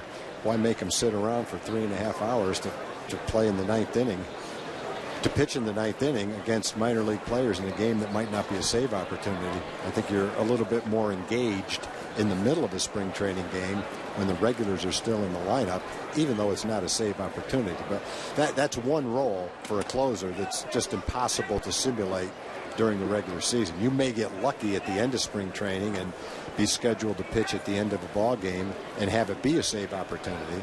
But for the most part, the pitchers in spring training are scheduled to pitch on a certain day. It has nothing to do with the score of the game like it would during the regular season. Do you think it matters? You know, I mean, do you need to necessarily simulate? I think it would be great if Sean Tollison could pitch the last 3 or 4 times in spring training, spaced out when he's scheduled to pitch, when he wants to pitch, when they want him to pitch, and have it be a save opportunity. That would be a perfect world. That would be great. It's just impossible to duplicate it. It's impossible to anticipate a save opportunity. It just seems like that whole scene now has become such a production and a mental exercise as much as anything else. The adrenaline getting amped up. You know, and when you hear people argue that this guy could be a closer, might not be a closer, can't do closer by committee because some guys can pitch with the adrenaline, some can't, etc. You know, so to me, the whole spring training challenge is, well, how do you prepare a guy for that? How do you rep? Because as you point out, I mean, you can't predict it. You can't just artificially replicate it. Well, for the most part, fortunately for the closers, is everybody knows who they are in spring training anyway. There's not many situations where, wow, that was a rope. And they might still get the out of it. Indeed, they do. It's a 3-4-3 put out as Ruggiano, like a hockey goalie, knocked it down with his stick. And Siriaco able to recover the carom and get the out. We were talking how hard it is to catch a ball going 95 miles an hour right at you. Well, here's a big league player with a glove in his hand, and the ball's hit so hard he can barely knock it down. You can imagine what a fan faces when the same ball is hit into the stands without a glove on, without being a ball player. So that just shows you how dangerous a line drive is. But getting back to your point, Dave. Most of the teams know who their closer is, and I think in most circumstances he's had the experience doing it. Now it'd be nice if you could simulate it in a save the last couple of times out in spring training, and I think they try to do that. I think Sean, when he pitches his last couple of times toward the end of spring training, will be scheduled to pitch at the end of the game, and then you hope it's a save opportunity. If it's not, that's just the way it goes. And I think a lot of times guys become closers. Sean became a closer last season after Felice failed in that role. So he really was thrown into that role without experience and without having done it before. Ray Navarro hitting there for Pujols, delivers a single to right field and brings home Anthony Phillips, the pinch runner, making it a 5-1 Angels lead.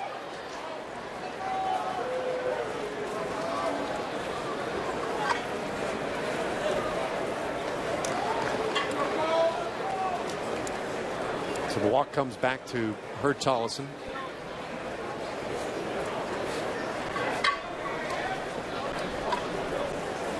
Two away, and Cole Calhoun, who has reached all 3 times today, once on an error, has also singled and doubled.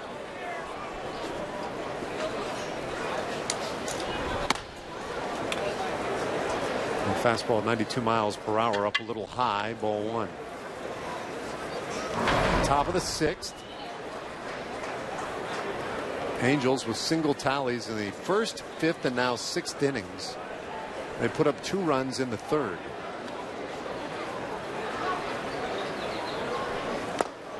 In the dirt.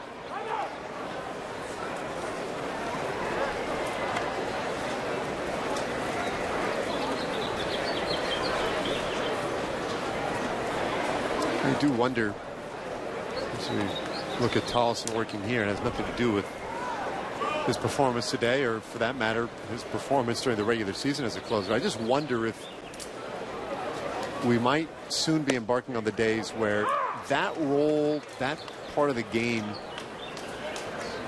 does change. And we do get over some of the old assumptions that guys have to know their roles, guys have to be able to prepare for that specific ninth inning challenge. And we start seeing teams match up a little more and taking more advantage of some of the, if you want to look at it from the analytics standpoint, maybe some of the analytics. Well, there were days where you wouldn't dare platoon certain players in the big leagues. You wouldn't want to insult them or shake their confidence, those kinds of things. Managers today, they shuffle lineups all the time. And it seems like we've kind of moved past some of that old school thinking in that regard. And I just wonder if the closer role might be next. I think a lot probably depends on the quality of your bullpen and how many pitchers you've got that you're comfortable can handle that role. If there ever was a team that could do that, I think the Rangers would be a candidate. They've got 5 or 6 guys down in the bullpen with the stuff to be closers. Several of them have had the opportunity to be closers. So at least on the days where Sean might not be available, there are other guys you're perfectly comfortable with who could do that. And if you ever did get to the point where you wanted to match up, or depending on the hitters you were going to face, the Rangers have plenty of guys to call from, left-handed and right-handed. But the closer's role has definitely evolved over the years. When you go back to Bruce Sutter and Sparky Lyle and Goose Gossage and all the closers back then, Raleigh Fingers, those guys frequently came into the game in the 8th inning and occasionally came into the game in the 7th inning. So it wasn't at all uncommon for saves of more than an inning. In fact, for a lot of those guys, it was uncommon to have a 1-inning save. Yeah, right. They pitched a lot more than that. Once you had a lead and it got at least to the 7th inning, you're going to your closer. Now it's evolved to a role where the closer essentially just pitches the 9th inning. And the manager loves to bring him in to start the 9th inning, not to come in the middle of an inning. But back then, you might bring Sparky Lyle in the 7th inning with a couple of men on to get out of a jam, and then expect him to pitch 2 more innings to get the save. That really was a save. Not to diminish the accomplishments of closers in today's game, but it was tougher to get a save when you had to pitch multiple innings back then than it is now. David Fletcher, the pinch runner over at first. Navarro out there at second base, a run already across, and the count 1-2 on C.J. Cron. Tolleson trying to work through this 6th inning, and a breaking ball misses in. 2-2 the count.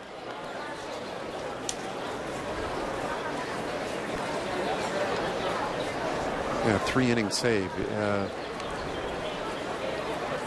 By design, I don't know that we get maybe more than 1 or 2 a year, if that, anymore, right? I mean, some of them are. You'll see a save. A guy pitches 6 innings and leaves because they're ahead 9-0, and you bring in a reliever and he finishes out the game. Never the closer, though. Right? You know what I mean? Not the closer. No, not the closer. You might see a guy get a 3-inning save, but you're right. It's not the closer.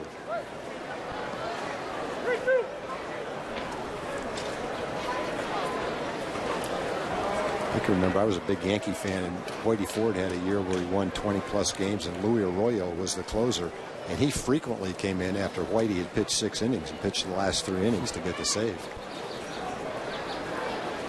Tolleson's 3-2, and he misses. Another walk, his 3rd of the inning. They're loaded up, and Jeff Bannister will head out there to have a word with him and maybe more. Indeed, he has already signaled. So that is it for Tolleson. 25 pitches, and he's done. So a lot of extra work in the inning for Tolleson. But the bullpen beckons, and we'll be back with a new pitcher in just a moment.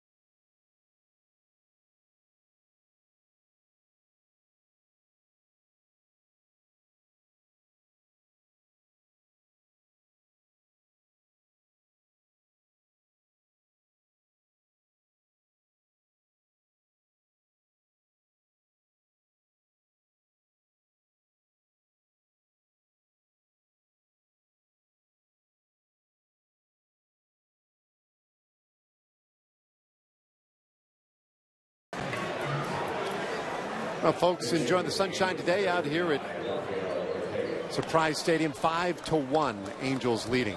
Always got to bring your glove to the game. I like that. That's the way to do it. And congratulations, by the way, if you had Jose Valdespina in your bullpen bracket. He indeed is the new pitcher here with the bases loaded. 6'6" right-hander, 24 years old. You see his numbers with High Desert last year, very impressive. He also did, we're going to call up 8 games with Frisco, where he pitched to a 231 earned run average. So some good numbers for the big right-hander. And he comes in with the bases loaded and 2 out. Simon Choi will be the pinch hitter here for the Angels.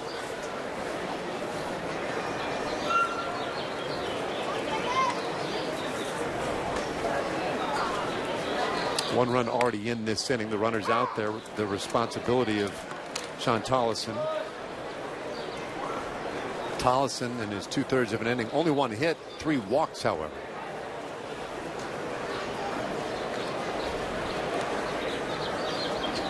Now Despina jumps ahead, 0-2. So this young man, he had a mid-season injury. With High Desert, he really came back to having some pretty good numbers last year. He got a good arm. He just pumped that last fastball at 96.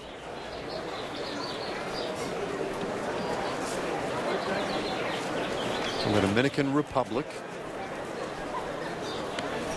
This will be his 6th year in the Rangers system. 2-strike pitch. Just off the plate.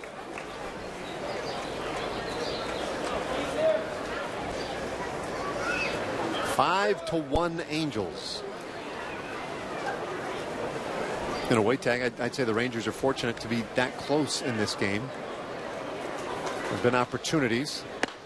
And Choi just lays off a very good off-speed pitch that narrowly missed the outside corner.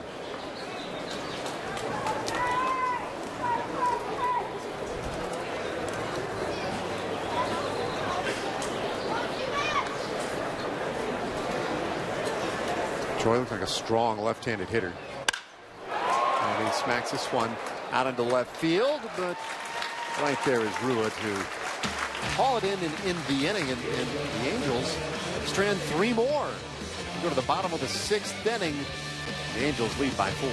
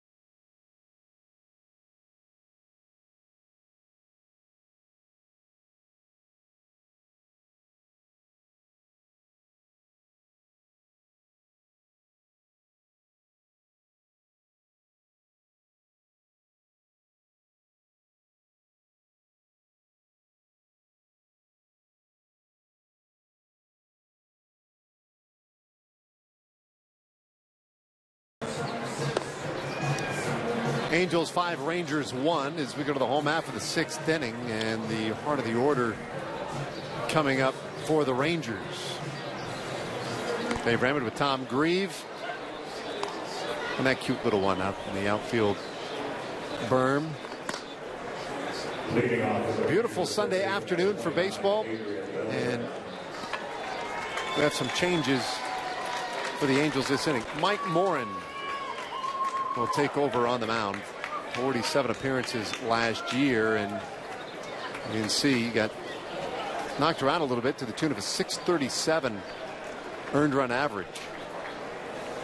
He is the third pitcher of the day for the Angels. Andrew Heaney went 4 real strong innings, struck out 5. Jose Alvarez just pitched the scoreless 5th, and now Morin.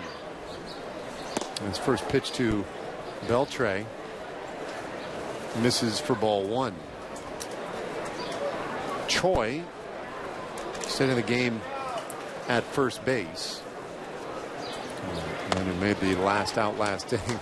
Beltre won an appeal, but plate umpire Sean Barber said, well, I wasn't really confused over the call. I'm calling it a strike. Why would Beltre even point for an appeal? He does that a lot. What his intention is before the home plate umpire calls it a strike, he tries to get him to wait and let the first base umpire call, thinking that the first base umpire has the best look. In other words, don't call it a strike yet. Yeah. Make sure. You have no idea. Trust me.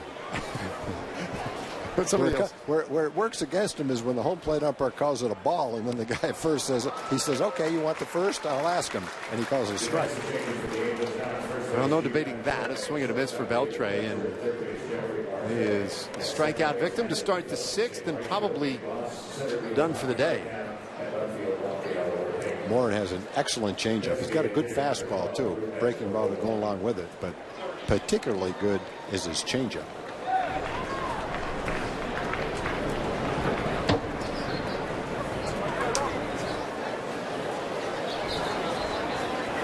Odor, his third at bat of the day, 1 for 2 with a base hit and a strikeout.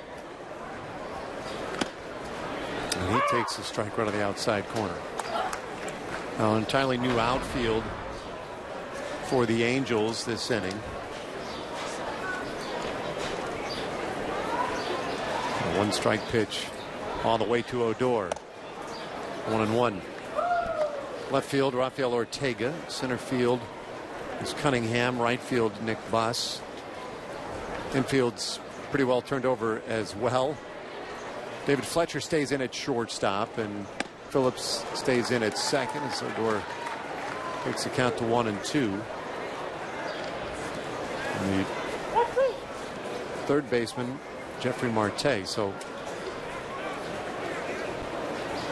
pretty much turned it all over. 1-2 pitch. And that is another strikeout. So Mike Morin very sharp in this 6th inning. And 4 straight strikeouts for Angel pitchers.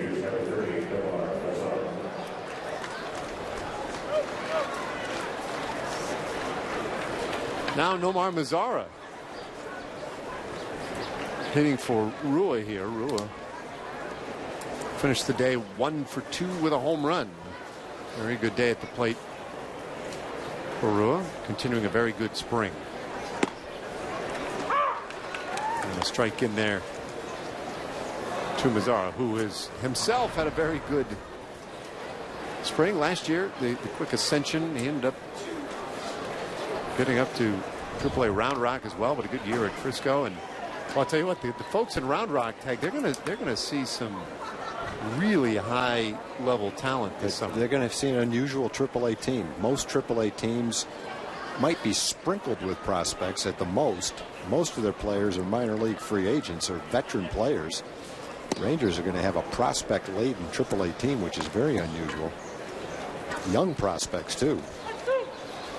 I say they'll all be there. I think they all have the possibility of being there. Some may go to AA into Frisco. We'll see. There's going to be a number of them at AAA. It's going to be a fun team for Jason Wood to manage, fun team for the fans to watch, and for us to keep track of them all at the highest level. There's one of them right there, Joey Gallo. So often when you look for help in the middle of the season, you're looking for a 28 to 32-year-old veteran guy, probably a minor league free agent. This year, the Rangers, if they do need help, if someone's injured, when they look to the minor leagues, it could very well be a 21 to 24-year-old bright young prospect.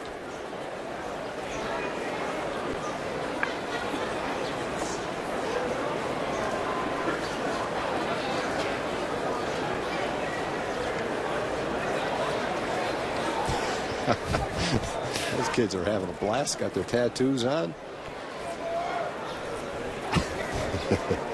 Now, if we asked them the score of the game, how many of the three would... It's not really a significant fact to them. 2-2 to Mazzara. And he stays alive. 387 average for Mazzara this spring. A home run, a double. 8 RBIs. So, a very productive spring for him at the plate.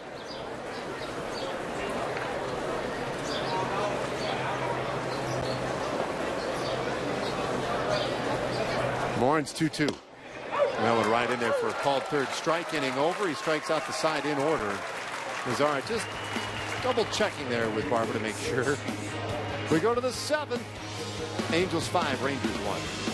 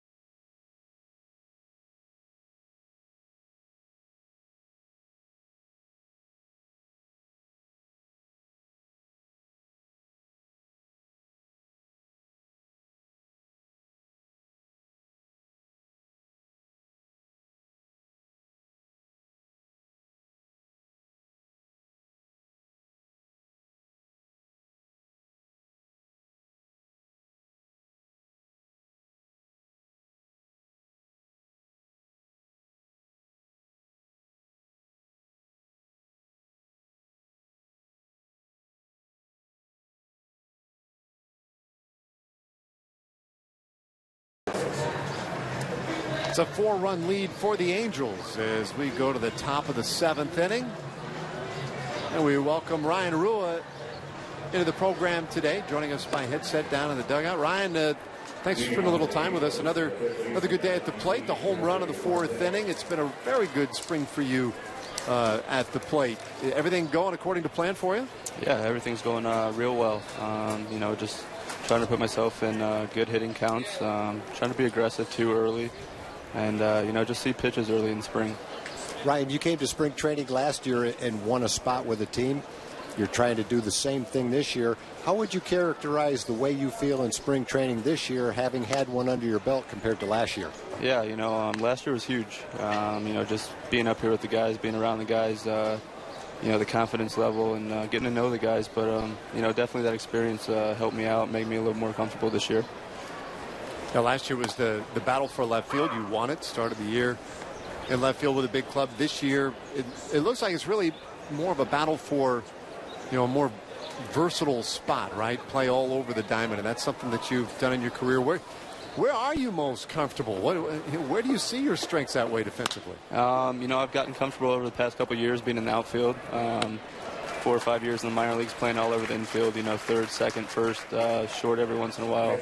But, I think just having, that experience and playing the infield in the minors will help me down the road.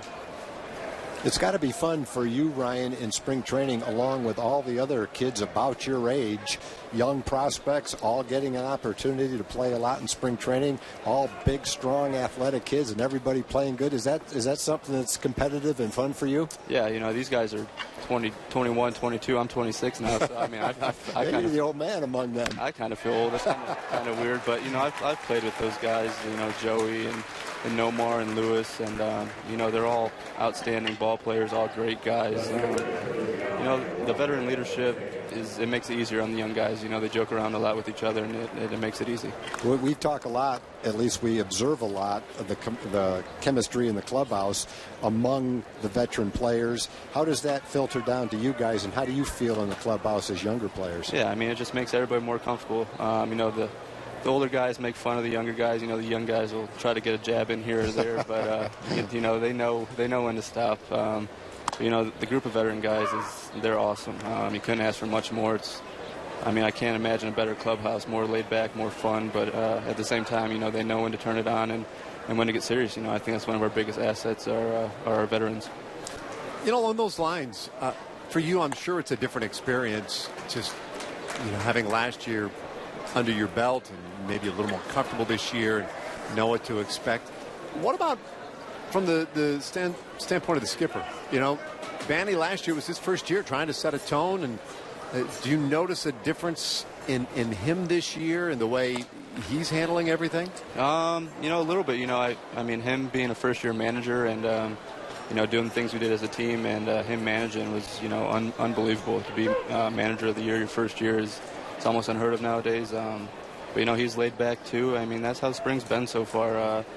You know, the coaching staff's been awesome. The guys have been awesome. So it's been a lot of fun. You know, sometimes I don't think the fans realize younger players trying to make a spot on the team. Some players have families, some don't. You're coming down to the end of spring training. You're not positive where you're going to be. How nerve-wracking is that for a young player, not knowing exactly what to expect with a week or two to go? Yeah, I mean, there's a lot of things that go into it. I mean, you could be a bubble guy, and you know, you might be in Double-A or Triple-A or in Arlington, and you know, you're trying to figure out a spot to live, rent, and all that kind of stuff that goes into it. But you know, it all eventually plays itself out. You know, you get a couple days before the season actually starts. You get a little bit of time to figure stuff out. But you know, it's just part of the process. Sure. I don't think anyone takes it for granted being up here in big league camp. But yeah, it's been awesome. You know, I know it's a competitive group. We had the free throw contest, you know, earlier in camp. You know, we're nearing the end of the first weekend of the NCAA tournament. How are the brackets in the clubhouse? You know, I don't think anyone's bracket, you know, the clubhouse or all around the world is any good anymore. But I mean, that's March Madness. You know, I'm a big basketball guy too. It's one of the great times of the year. You know, anything can happen. You know, you see a lot of underdogs. I mean, that's what makes it fun. The underdogs that don't get to play a lot of these big schools, and they come out and they shock the world. It just makes it, you know, a lot of fun to watch. Did your bracket's champion, is it still alive? Like Michigan State, it's out, you know? Yeah, I mean, Kansas is playing well, so I thought Kansas would be the favorite, obviously, but you know, Michigan State is a big surprise. You know, but I mean, anything can happen once you get in the Sweet 16, Elite 8. You know, anything can happen. Well, regardless of your bracket, you've been swinging the bat real well, and we hope you continue to do so. Ryan, continued best wishes, and thanks for spending some time with us today. Yeah, guys, thanks a lot. Thanks for having me. Ryan Rua, and another home run, his first of the spring, but a batting average now approaching 500 this spring for Rua, so it's been a big one for him again. Yeah, when you're in a position to compete for a job, you want to make it as hard for the manager as you possibly can. And Ryan's done that. He's shown the versatility to play a number of positions, and he's done a good job doing it. And then along the way, he's also hitting around 500. So he's doing everything he can to make the team, hoping that it breaks his way.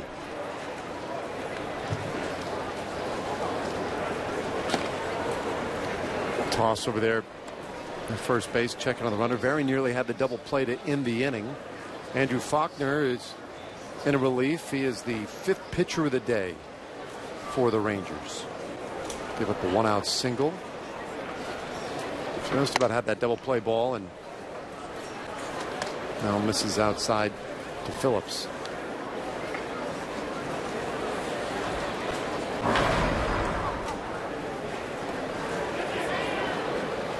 St. Paul Saints Independent League team for Anthony Phillips last year. And you see it occasionally. Guys get plucked out of the independent leagues, and some down there out of necessity, some maybe just discovered in the independent leagues. But always makes for an interesting story when those guys do surface in the big leagues, or for that matter, big league camp. Phillips pops one foul, and the count 2-1.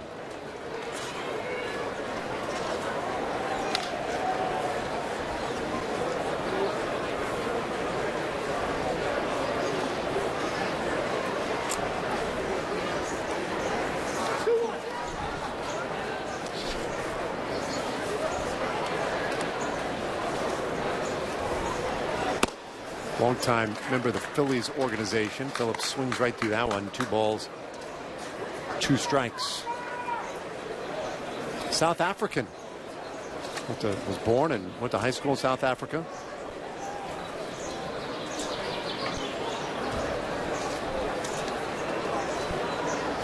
Mariners organization for a while, and now part of the Angels, and he swings through strike 3 to end the inning. 1 hit in the inning, a man left. In fact, 11 men left on base by the Angels. They lead it by 4.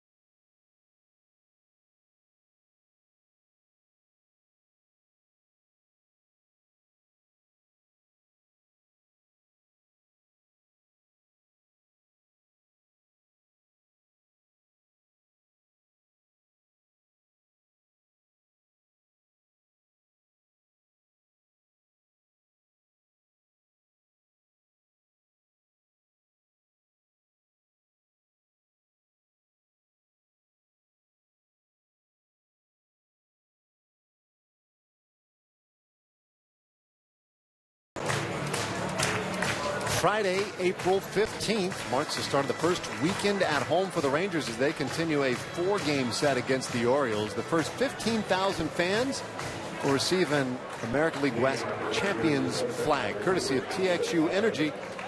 Head to TexasRangers.com to get your tickets today for April 15th.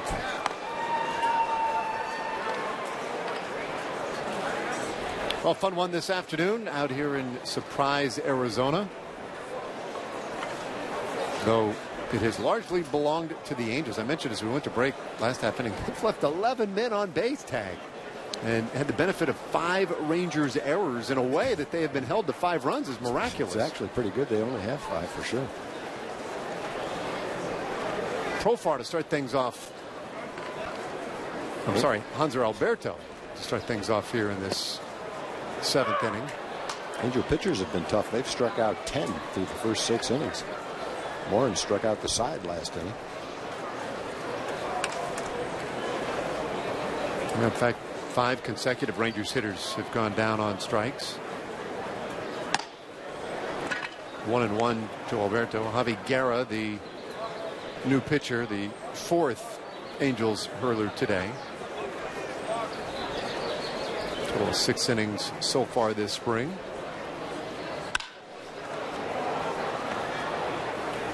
It's 1-2 on Alberto.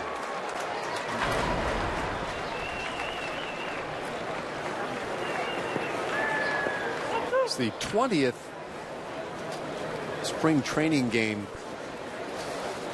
for the Rangers.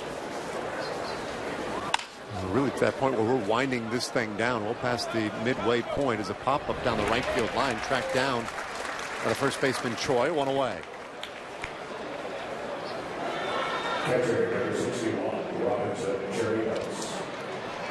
And here comes Chirinos for a third time today.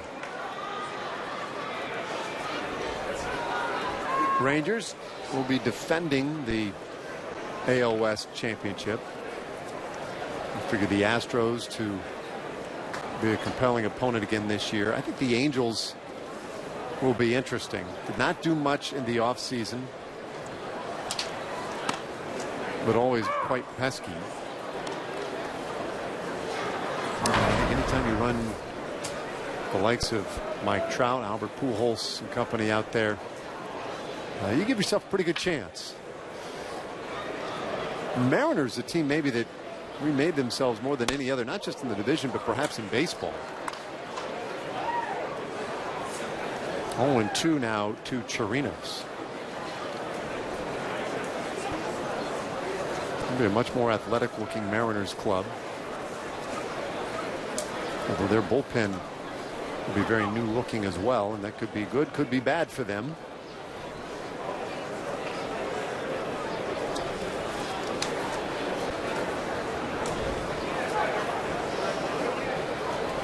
Two-strike pitch to Chirinos. Takes a breaking ball and hammers it to center field, but Cunningham is waiting right there for it, 2 away. Then that leaves the Oakland A's. And trying to predict what the Oakland A's will be like any given year is a futile exercise. Yeah, it's just you never know. They generally tend to be better than you think they're going to be. A couple of years ago, they were very good. But you're right. We're just going to have to see how that unfolds this year. Last year, they just ended up being a disaster. They're generally very good when Sonny Gray pitches, though. Yeah, there's no doubt about that. We'll probably see him 5 or 6 times this year. Drew Robinson getting his first at bat of the day.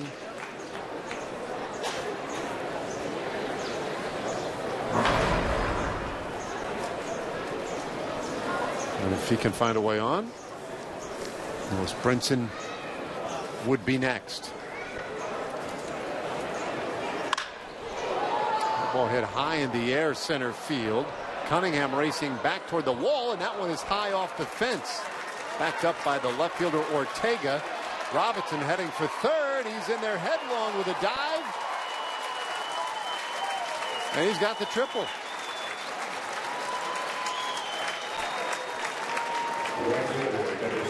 Cunningham gave that a nice run. That ball just kept going and going and going away from him. Drew had to go as fast as he could and to barely beat the nice relay throw at third base. Good swing. You see how far Cunningham has to go. Gets near the wall, gets by him, and it turns into a triple.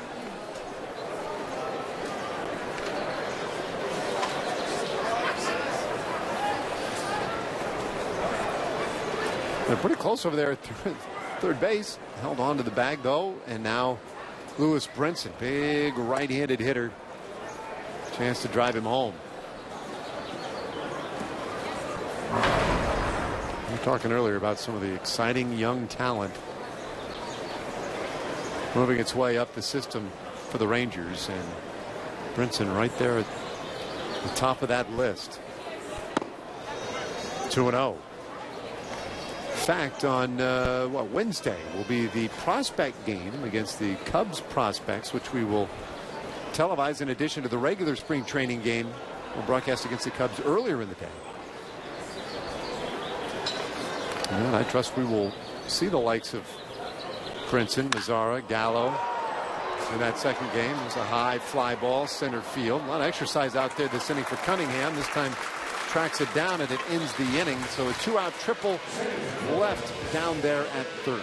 We go to the 8th inning today in Surprise, where the Rangers trail the Angels 5-1.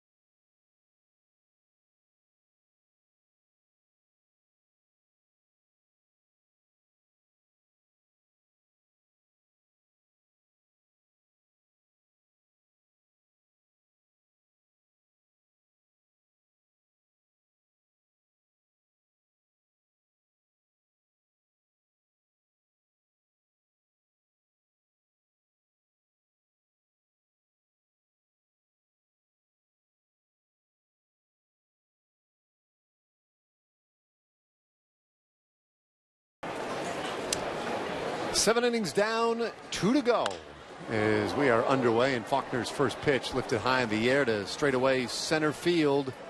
A can of corn out there for Drew Stubbs, 1 away. When we started today, Nick Martinez went 4 innings for the Rangers, gave up 3 runs on 7 hits. There were 5 errors in those first 4 innings behind him. Struck out 5, didn't walk anybody. Since then, Alex Claudio, Sean Tollison, Jose Valdespina, and now Faulkner for a second inning of work. Navarro, the batter, and takes ball 1.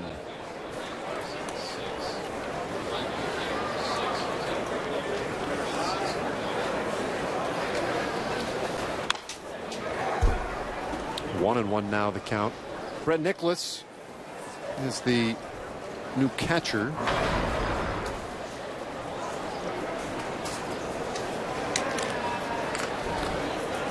The Rangers have turned over every position on the field today.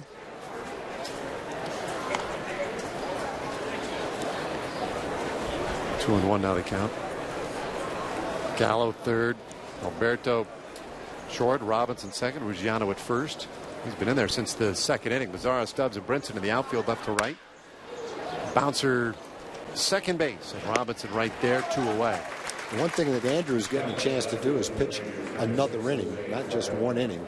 It'd be important for the last guy or 2 in the bullpen to be able to throw multiple innings. Andrew's been a starter, so that shouldn't be a problem for him.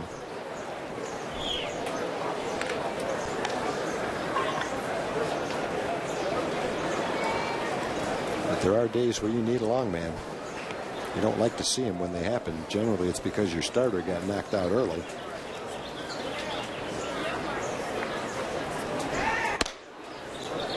His first offering to Fletcher just missed. Good fastball there at 92.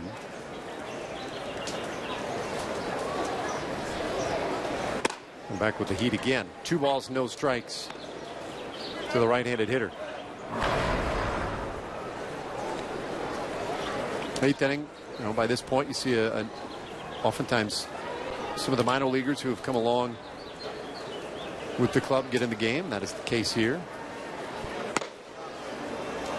3 balls, no strikes. Todd Cunningham waiting on deck for the Angels.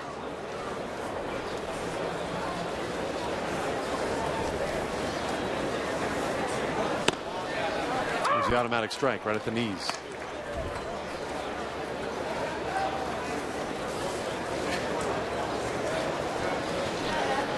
Tomorrow, Rangers and Rockies.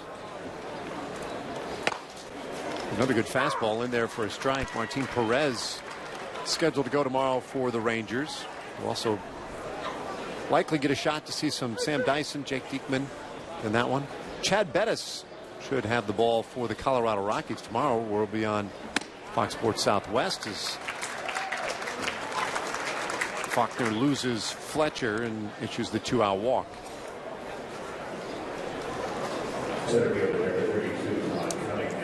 And here comes Todd Cunningham.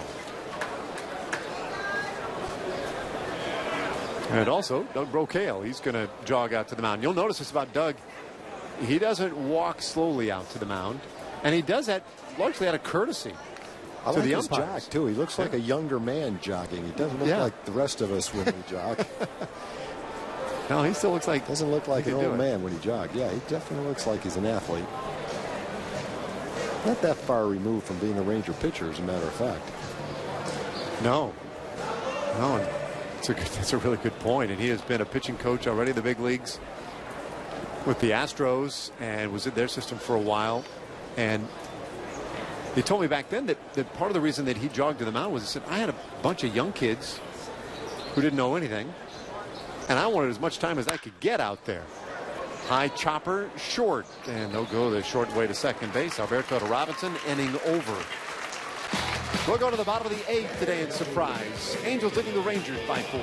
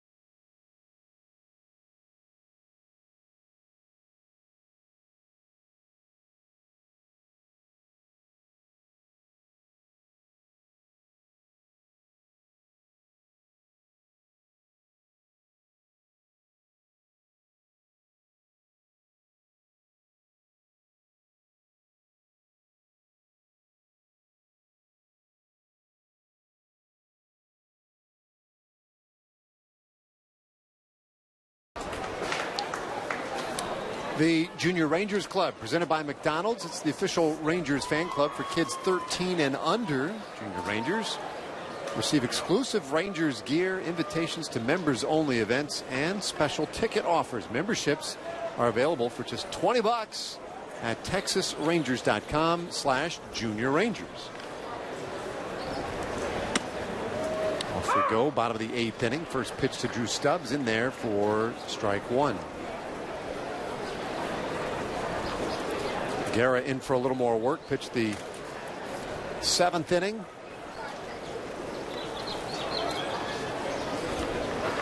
And perhaps like Faulkner, trying to get multiple innings in here today. Stubbs at a whole 0-2.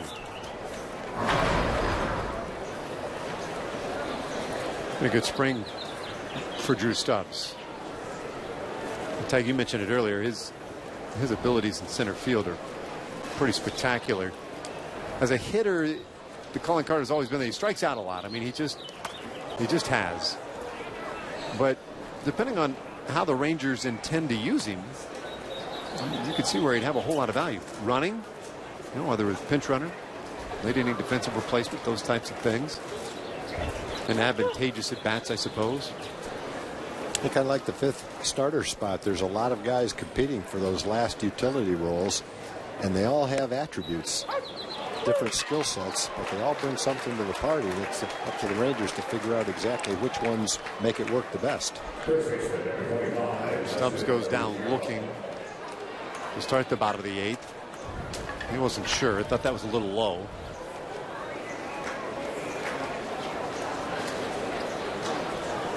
And here's Ruggiano.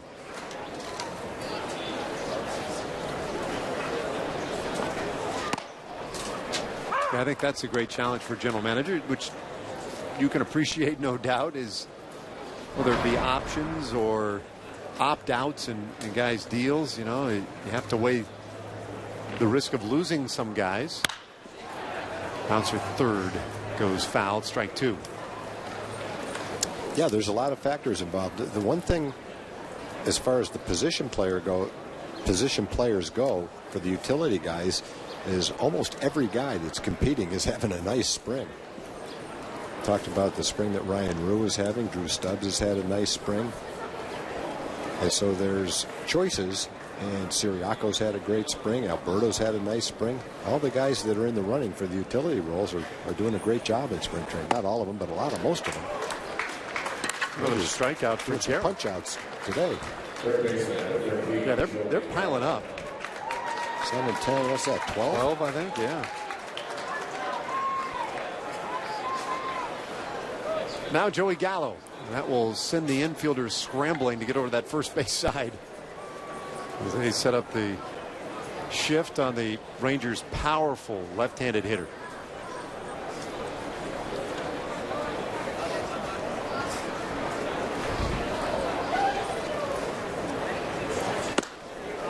Does Gallo remind you of anybody when you were either as a player or a general manager? There aren't many guys like this guy, 6'5", 240 pounds, that generate the bat speed and hit the ball with power like that.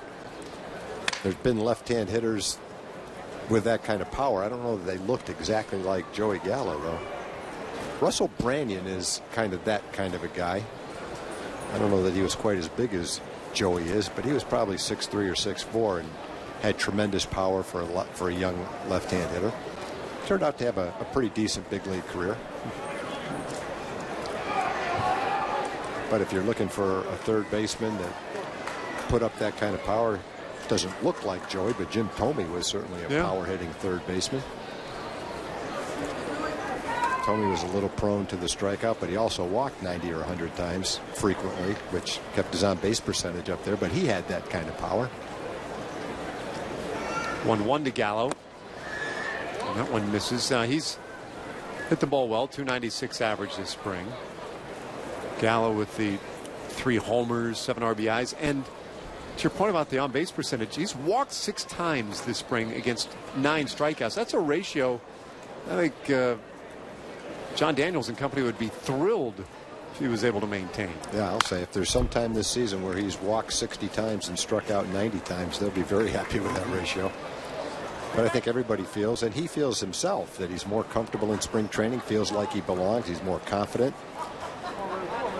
He's exercising better discipline at the plate, hitting more pitches. I think he's feeling pretty good at where he is right now in his career and in spring training. Hits this one a mile in the air out into right field.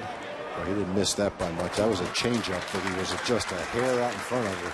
I'd have seen another one of those moon rockets launch to right field. As it is, the final out of the 8th inning. We'll go to the 9th. Angels by 4.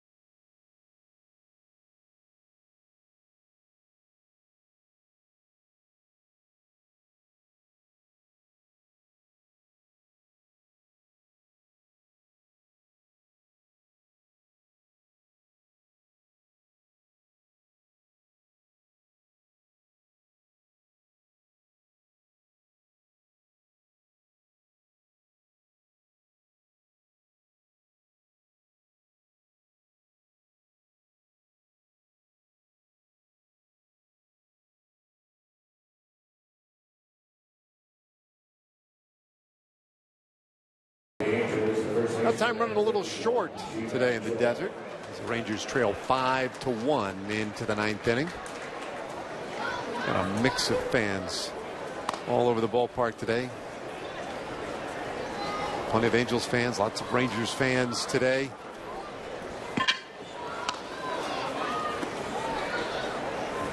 And they're all here leaning over the rails, Tags, to watch Tony Barnett pitch in this 9th inning. Well, there's one thing for sure. They haven't seen him very often because he's been in Japan. So if they've heard about him and they found out that he saved a bunch of games in Japan, had a terrific record over there, they'll get a chance to see him today. Good stuff. Has a little hesitation in his delivery that provides a little bit of deception, and good stuff to go along with it. Good fastball, good complementary pitches. He must have gained a lot of confidence in Japan, where he went from a starting pitcher to a reliever and then a very, very good closer in Japan. I don't know that I've ever heard the explanation of the hesitation in the windup. You see so many of the Japanese pitchers employ, and obviously something that Barnett has picked up and used. If there's something mechanical about that that allows the pitcher to, I don't know, load up on the backside, more velocity. I'm not a pitching coach, but I think it could very easily have something to do with balance, that you kind of come to a pause at the top before you go forward with excellent balance, instead of maybe lifting your leg and drifting to home plate before you reach the highest point. High pop-up left side of the infield, and Gallo called off by Alberto. He squeezes out number 1. Sort of the probably a safe bet. I think it's a safe bet to say that Tony didn't throw like that when he went to Japan. He probably picked it up when he was over there. A lot of Japanese pitchers have that pause in their delivery. And a lot of the ones that have come to the States, the very good ones, have that little pause, some more than others. Yeah, I just kind of made that assumption, right, that it would be something that he picked up. Yep, I think he did. That'd be a good one to ask Doug Brocail. Ask Tony himself. I guess it's a balance thing. Gets ahead of Marte here, 0-1. Jeffrey Marte's first at bat of the day. Sort of maybe the moral equivalent of the controlled backswing in golf. When you see people whip that club back, and then you know, it's hard to start forward before it's reached right, its yeah. point back. Yeah, Yeah. I think it's probably an analogy.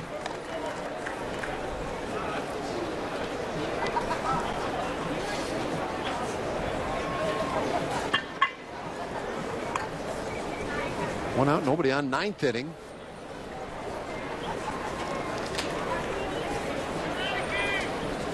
And Barnett's 0-2 to Marte. Just off the plate. You know, it's been in the low 90s this afternoon. He does get pretty decent velocity. It's one thing, the velocity is one thing, but there's something about the way the ball arrives at the plate. He looks quick. You know, it looks like the ball gets there quicker. To Hopper to shortstop, Alberto. It's a good throw, 2 away.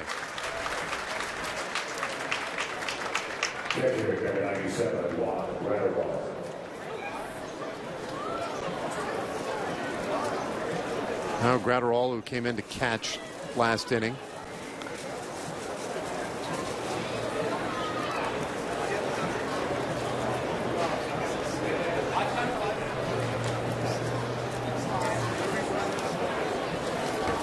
Barnett had been pitching in Japan since 2010. 6 years of good success for the Colt Swallows. Twice leading the league in saves.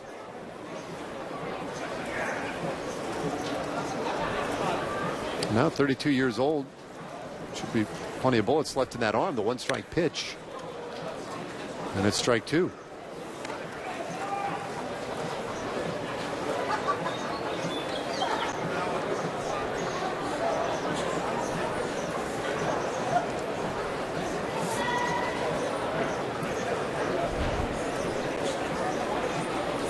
Still getting work in the backfields. Or the berm, as it were. 0-2.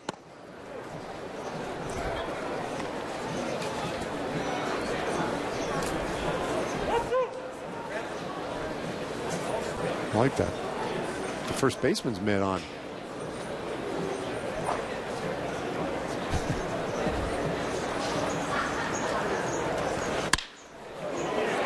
There's a hard hit ball into right field for a base hit.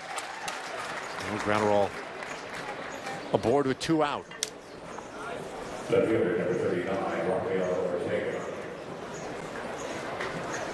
And Ortega's turn. Ortega reached on the fielder's choice in the 7th inning.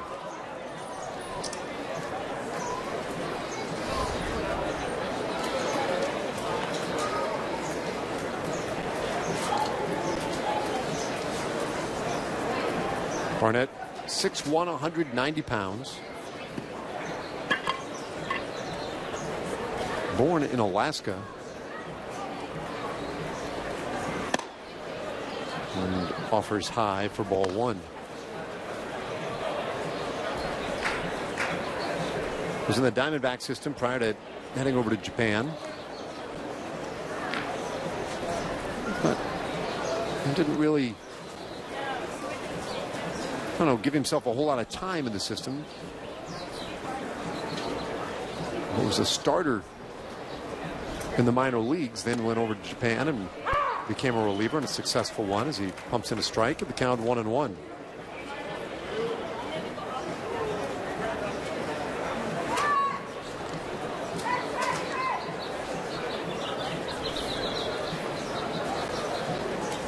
Well-traveled baseball life.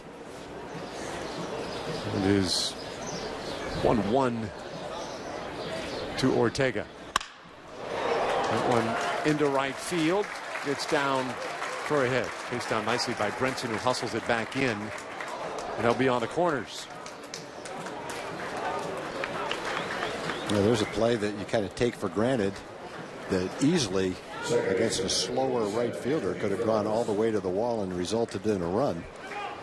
But Brinson, a lot like Drew Stubbs, tall, lanky, with a lot of speed, sprints over and cuts that ball off before it gets to the wall, saves a run, gives Tony a chance to get out of the inning unscathed. And he also held the batter to a single.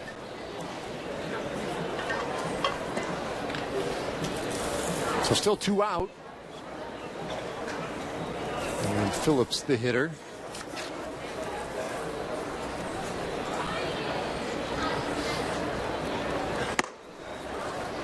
His fastball right in there, strike one.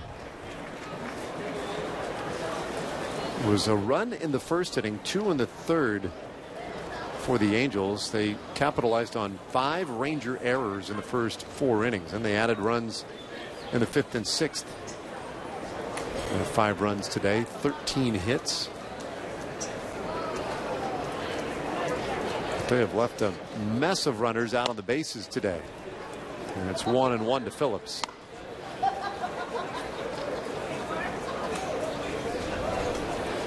And it's stranded 11. Rangers, meanwhile, offensively, have just been relatively quiet. They just haven't had a whole lot going against Andrew Heaney and company. They've been a little bit overmatched today. In fact, they've struck out 12 times in 8 innings. 1-1. And we'll call that inside, ball 2.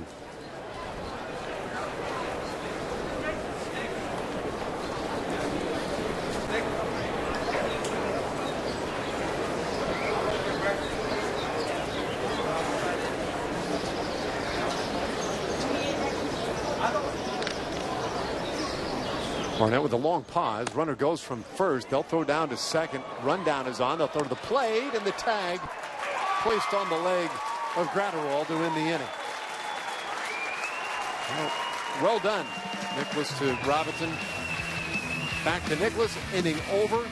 They've stranded 12, but the Angels lead by 4.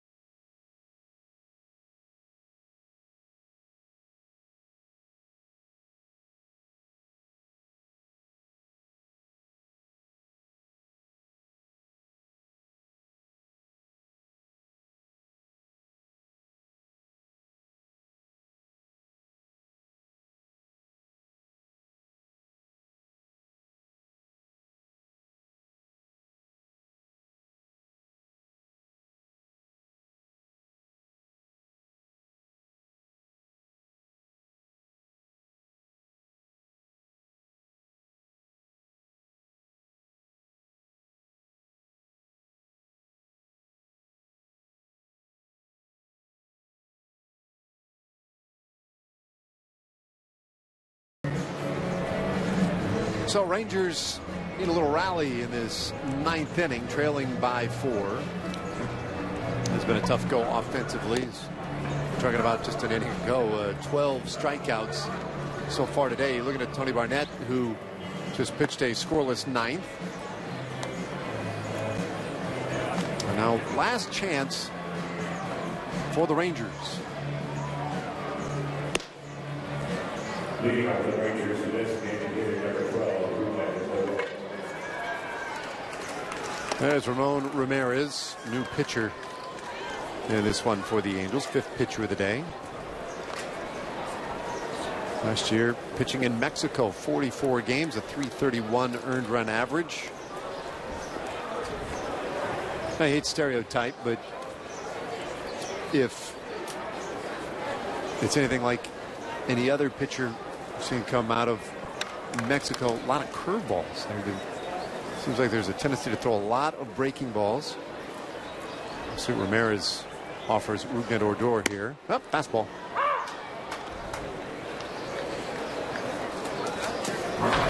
Odor 1 for 3. Struck out his last 2 times in.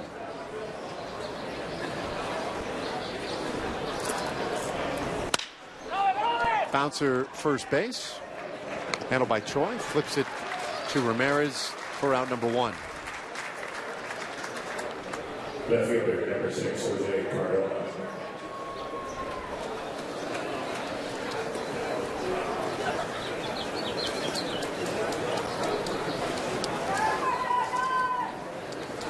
Now, Jose Cardona.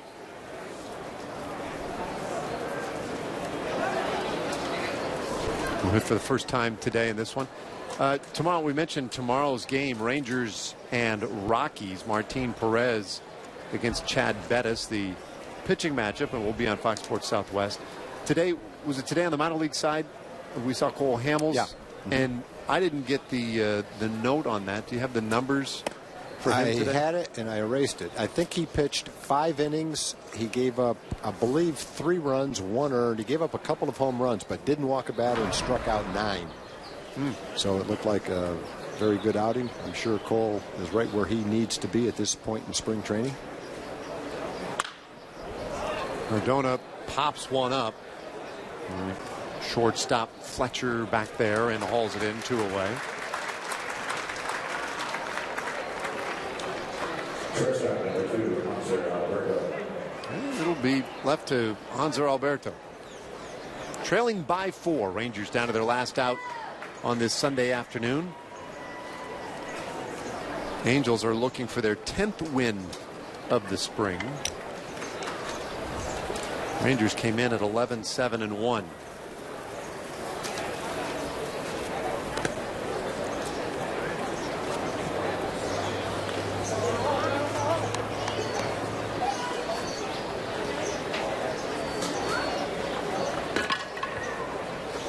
Alberto, right-handed hitter, known more for his glove than his bat, but has had a good spring. And works with a 2-0 count. 280 average coming into today.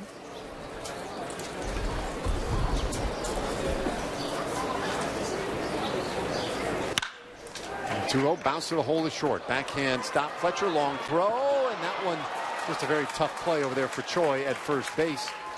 Alberto will hustle over to second. Or it may well be scored a hit and an error. Catcher number 63, Brett Nicholas. The first baseman made a serious attempt to do the splits and catch that ball. Ball just bounced too far out in front of him. Nice try by the shortstop, who goes deep in the hole. Throws quickly with something on it, just not quite accurately enough, and Choi's face down doing the splits trying to make that play. That would have been a spectacular scoop if he was able to get that. It just bounced a little bit too far out in front of him and over his glove. Did everything he could to catch it and stay on the bag. Yeah, that's outstanding effort. Ninth inning of a spring training game. You know, it doesn't matter in a 5-1 game. If it's a 2-1 game, you might want to come off the bag and block that ball to keep the runner from going to second. But he gave it a great shot. So Brett Nicholas, as the inning continues, will get his opportunity here. 6 for 14 this spring. So he's made good use of his opportunities. 1-strike pitch. This one bounced to the second baseman, Phillips, and he'll throw over to first. 2 in the inning. No runs, a hit and an error, and the Rangers leave a runner, but come up short today. 5-1 the final score. Angels even the spring series. We'll be back to wrap it up in just a moment.